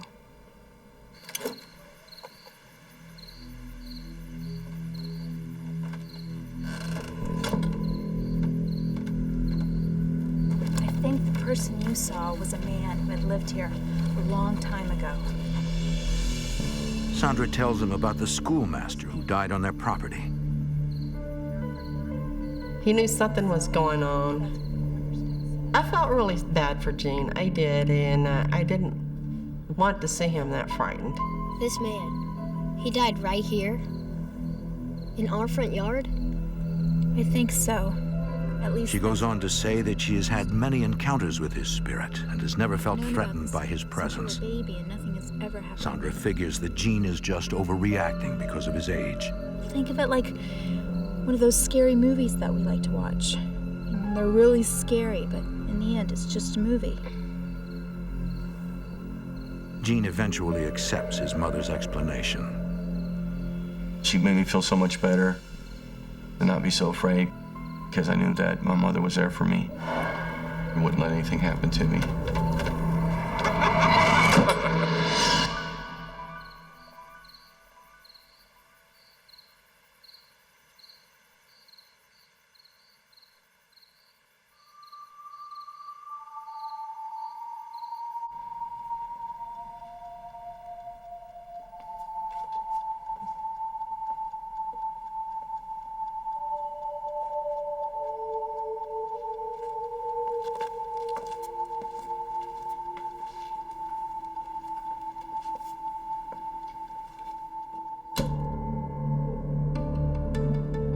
Although Sandra is able to comfort Jean, she wonders if there is a way to remove the spirit from the house.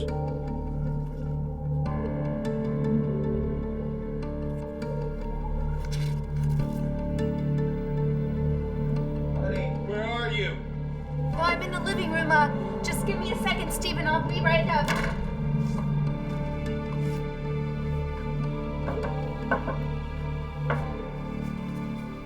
What are you doing? Just thought I'd tidy up before I went up to bed. I'll be up in a minute. Well, don't take too long.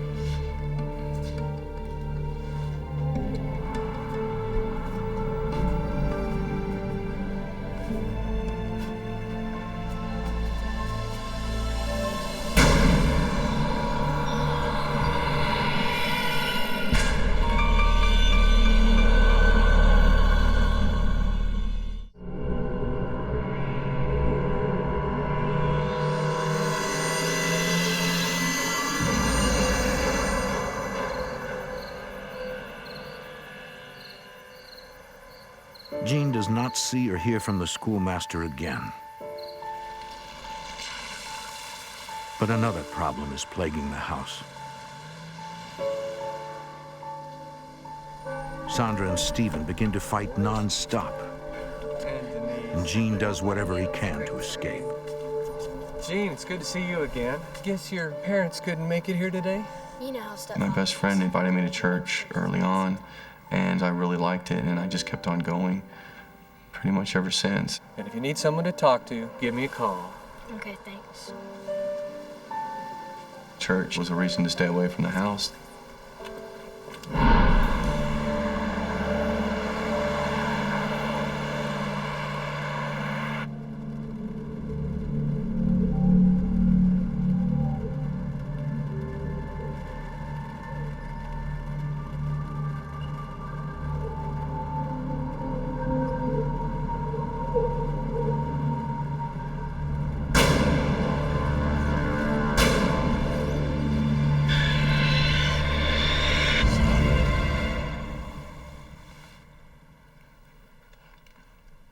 For weeks, Sandra has the same dream over and over again.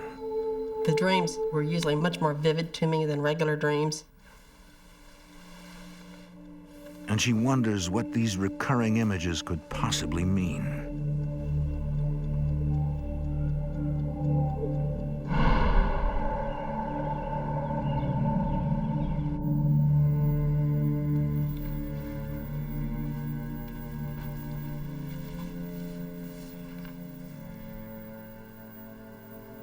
What are we doing?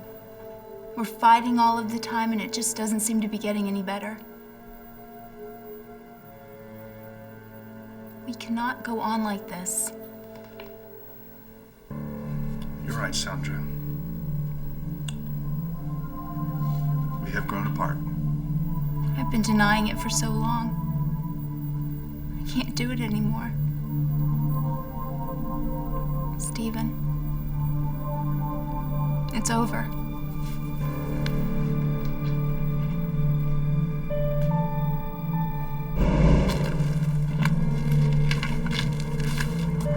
Here, let me get that for you. It just finally got to the point where I had to leave.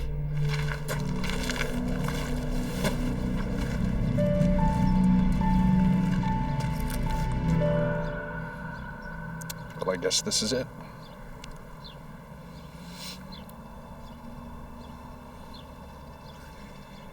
Take good care of your mother, okay? Although the breakup is hard, Sandra knows that it's for the best. I felt it was a good thing. I was looking to start a new life, but I had no idea what lay ahead. I was hoping it was the right thing to do.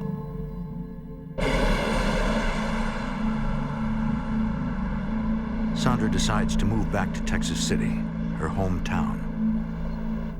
Texas City was where I was born and raised. I had family there. I hoped that would be good for me and my son both. Sandra hasn't left Geneva in years, But suddenly, the drive becomes oddly familiar.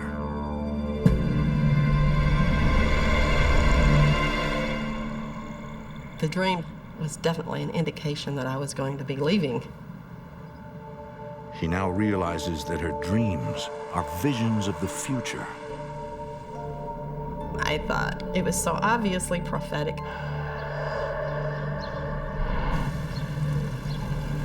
Sandra finds a small house that she can afford.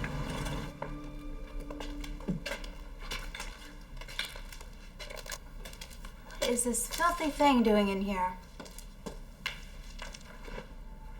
What's this?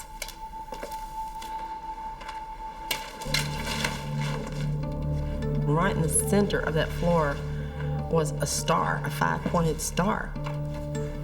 What is it, Mom? It's a symbol.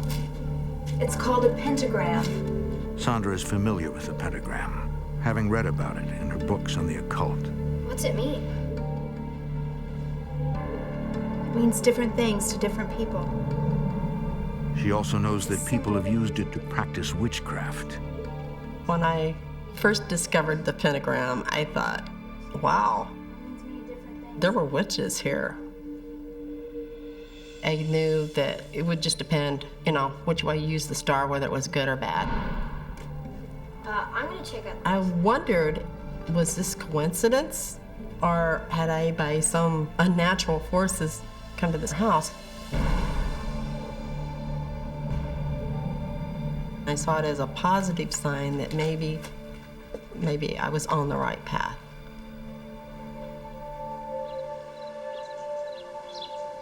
Over the next few years, Sandra struggles with the pressures of being a single mother and has little time to focus on anything else. She takes on odd jobs to support her and Jean, but finds herself struggling to pay the mounting bills. Since my husband and I had split, I had never really worked. I had to support myself and my son, and I was scared. Sandra hopes to sell one of her stories to a publisher, but her dream of becoming an author is no closer to coming true. Come on. Hey. Jean is now ready to graduate high school. Hey, there's a zombie movie on tonight. You want to watch it? You know, I'm not into that stuff anymore. Besides, I told you I already made plans with friends. Can I borrow the car? Jean and I were getting more distant. And that made me sad because I wanted us to be close. Just don't drive too fast, okay? See you later.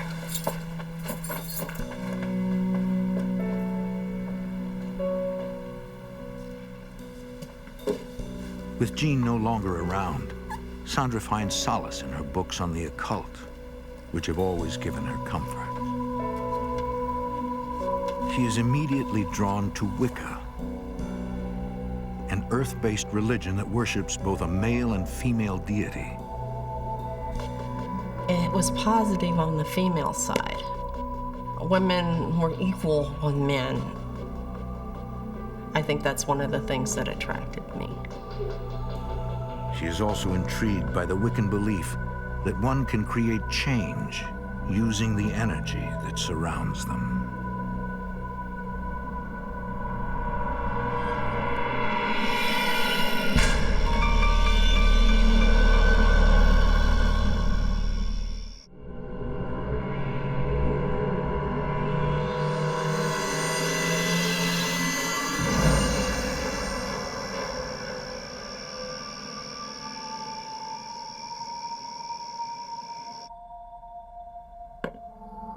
Sandra creates an altar using items that represent the 4 elements of nature: earth, air, fire, and water. I didn't have anybody to teach me, so I had to learn everything on my own, through books primarily.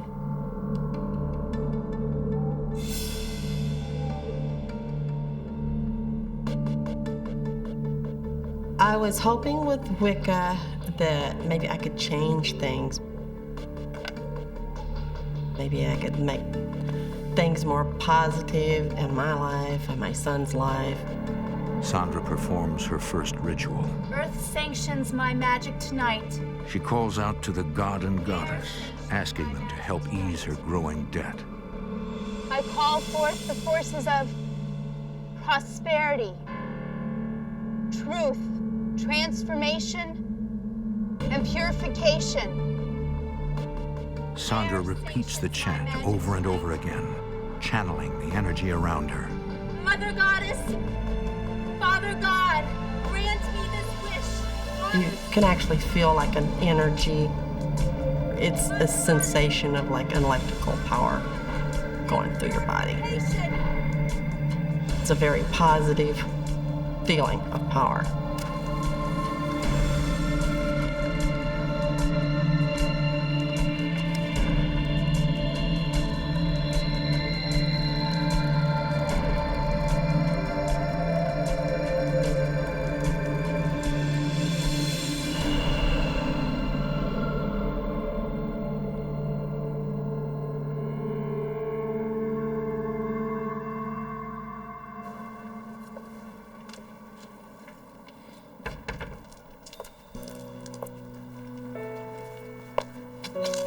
Weeks later,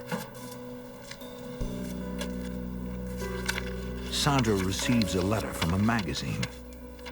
They plan to publish one of her short stories and have included a generous paycheck. When my first ritual worked, I was hooked. It made me feel like I had some kind of control over my life, that I can make things change when they go wrong.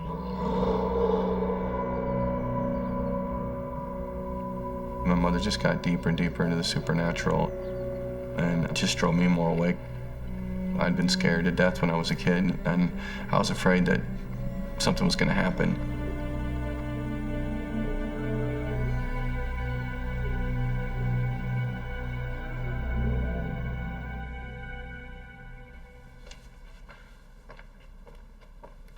Morning, Mom. Oh, Jean, I had the most incredible dream last night. Actually, I think it was a vision. My mom just started talking to me about the occult a whole lot more.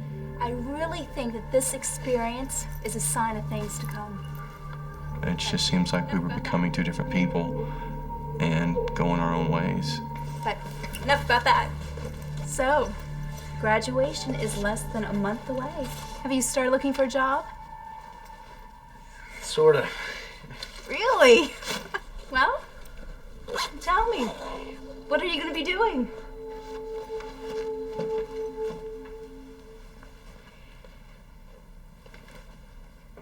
I signed up with the Air Force. I'm leaving just a couple days after graduation. Can't believe it. Oh, wow. I'm proud of you, Jean. Thanks, Mom. The relationship between my mother and I had gotten so strained that I decided my best chance was to join the military, get away, clear my head, figure out the answers to life's questions myself without my mother's influence.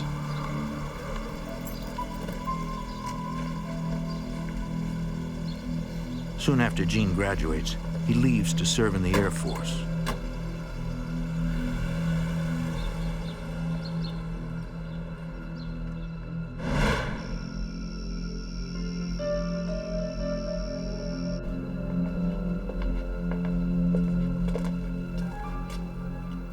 When Jean was in the military, I really got into Wicca and started really practicing it and doing rituals.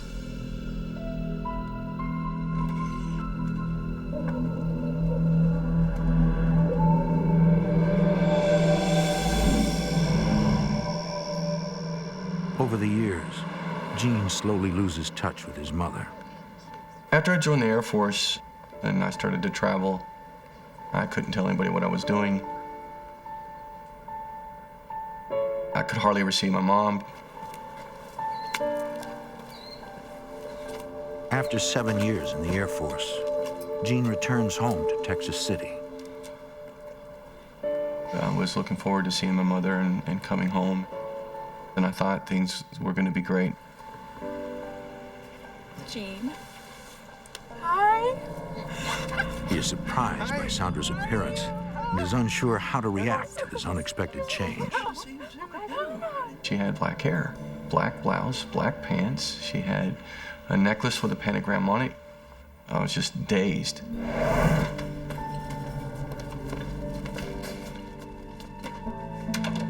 I'm so glad you're finally home.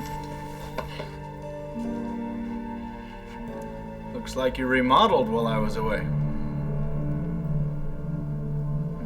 Well, let's get you set up in your old room.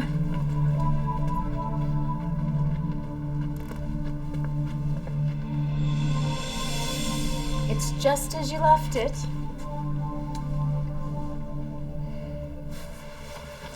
I,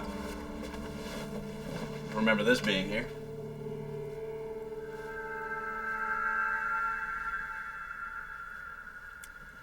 Well, I'll leave you to unpack, and dinner will be in half an hour.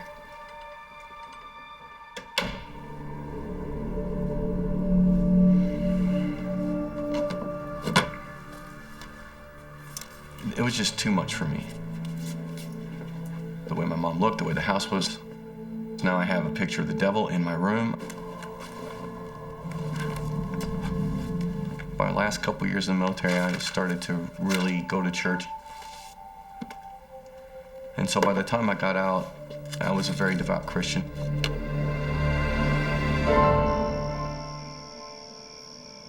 That evening, Sandra and Jean catch up over dinner. That looks and smells as good as I remember it. Well, I know it's your favorite. So, tell me, what's been happening? Well, life has been great, Jean. I mean, ever since I started practicing Wicca, things have changed, and for the better. What does that mean, exactly, to study Wicca? I was concerned that she was practicing some form of magic. Even if her intentions were good, the potential for it to go wrong just is what scared me. Honey, there's nothing to be concerned about.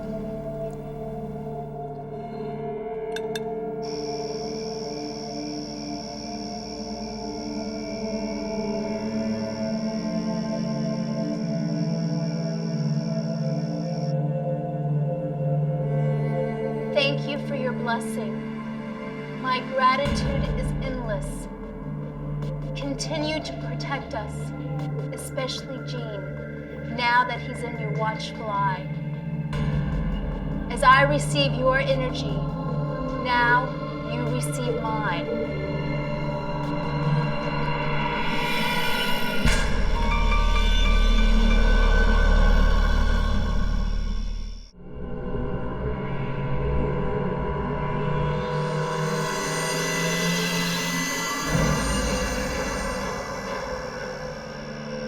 Continue to protect us, especially Jean. As I receive your energy, now you receive mine. My gratitude is endless. As I receive your energy, now you receive mine.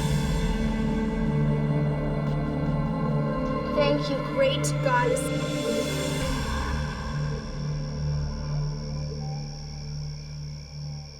Later that night,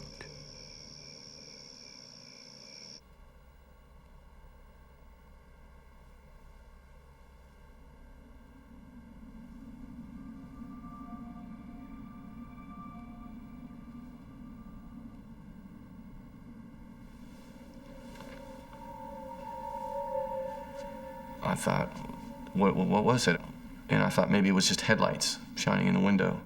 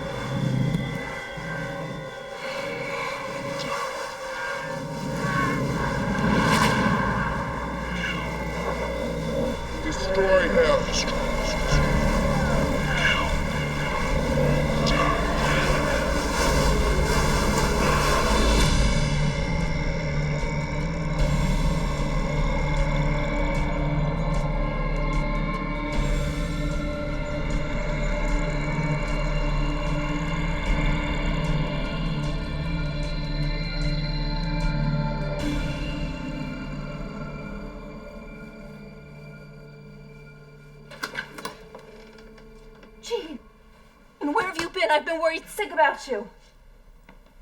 Worried sick? Really?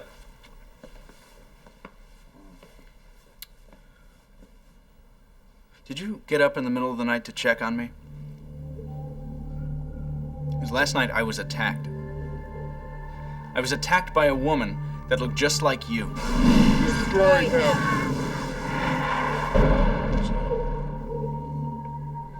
Jade, I have no idea what you're talking about. Mom. It wasn't me, I promise you that. Mother, I'm scared for you. I'm scared of what you've let in. You're opening doors you don't know how to close. Gene, I'm not doing anything wrong. Mom, you're in over your head. You've got to stop this right now. I don't know what to tell you, other than I love you and I would never do anything to hurt you. You know this, right? I don't know anything anymore. I gotta go. I need to clear my head.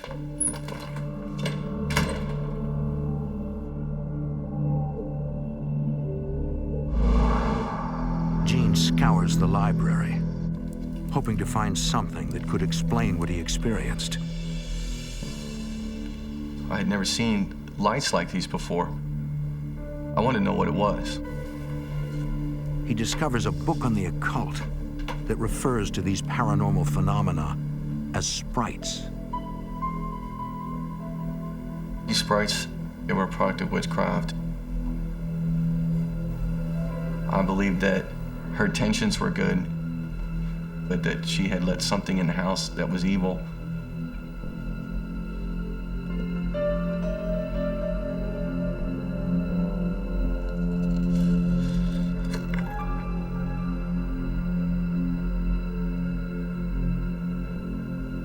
I didn't want to go back, but I realized my mom was in trouble. I had to have the courage to go back in that house and fight for my mom, because I knew someone was trying to destroy us both. Mom?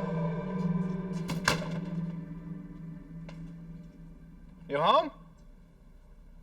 We need to talk.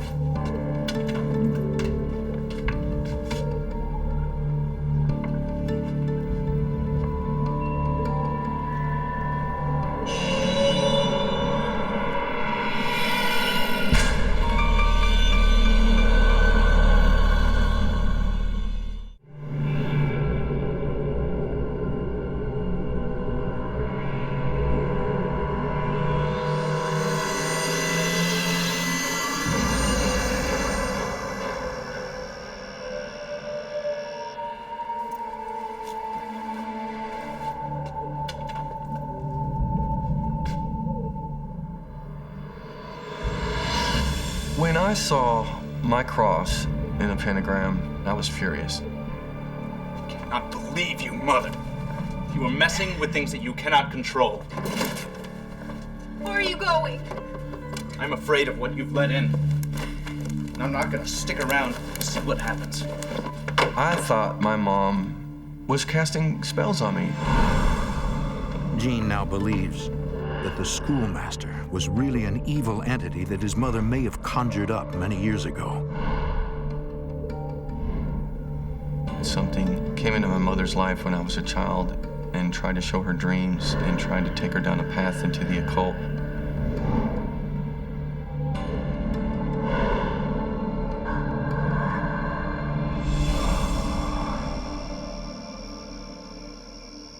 He cuts all ties with Sandra, realizing that there is nothing he can do to stop her. I felt that my mom was too far gone.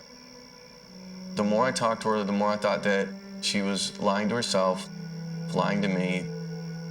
So I finally left.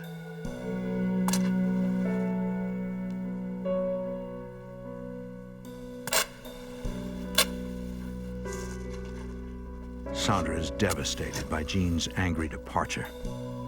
I was really upset that he thought I was causing something. I could understand maybe why he would think I was doing it, because I said I was a witch. But she continues to practice Wicca despite her son's warnings. I was going to do a dedication to Isis. Isis is the supreme mother goddess of ancient Egypt. She is also considered the most powerful deity of the pantheon. Great goddess Isis, I dedicate myself to you. In this place of power, I open myself to your energy. Great goddess Isis, make me one with your spirit. I dedicate myself to you. Sandra prays to Isis, believing that she can guide her through this turbulent time. In this place of power, I open myself to your energy. I open myself to your energy. Great goddess Isis, make me one with your spirit. I dedicate myself to you. Goddess Isis, I dedicate myself to you. Goddess Isis, I dedicate myself to you.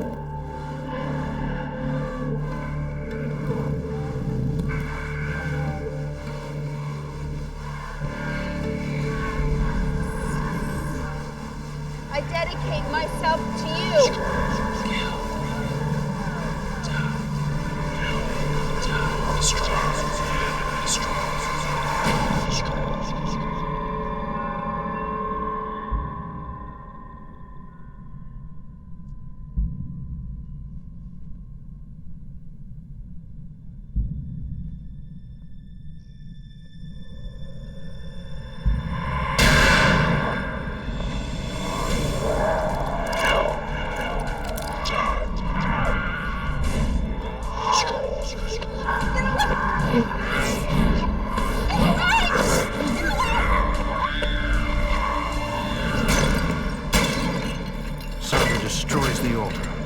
Hoping that it will close the door to the other side.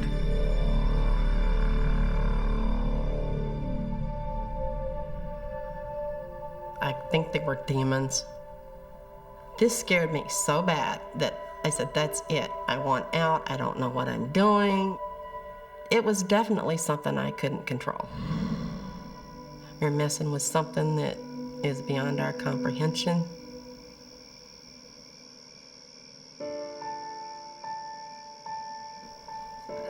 Jean and Sandra eventually reconcile their relationship, and they are closer than ever before. Now we talk almost every day, and we're trying to make up for lost time. So, and everything else is going well? Yes, it is. Jean is now a minister and counsels people who are victims of supernatural events. Sandra finally realizes her dream and becomes a published author. She never practices Wicca again. She believes that her inexperience with practicing magic allowed these demonic entities into their lives. It's possible that my interest in the occult all my life could have opened some doors. I could have been manipulated by demons or other spirits. I just don't know. I don't know the answers.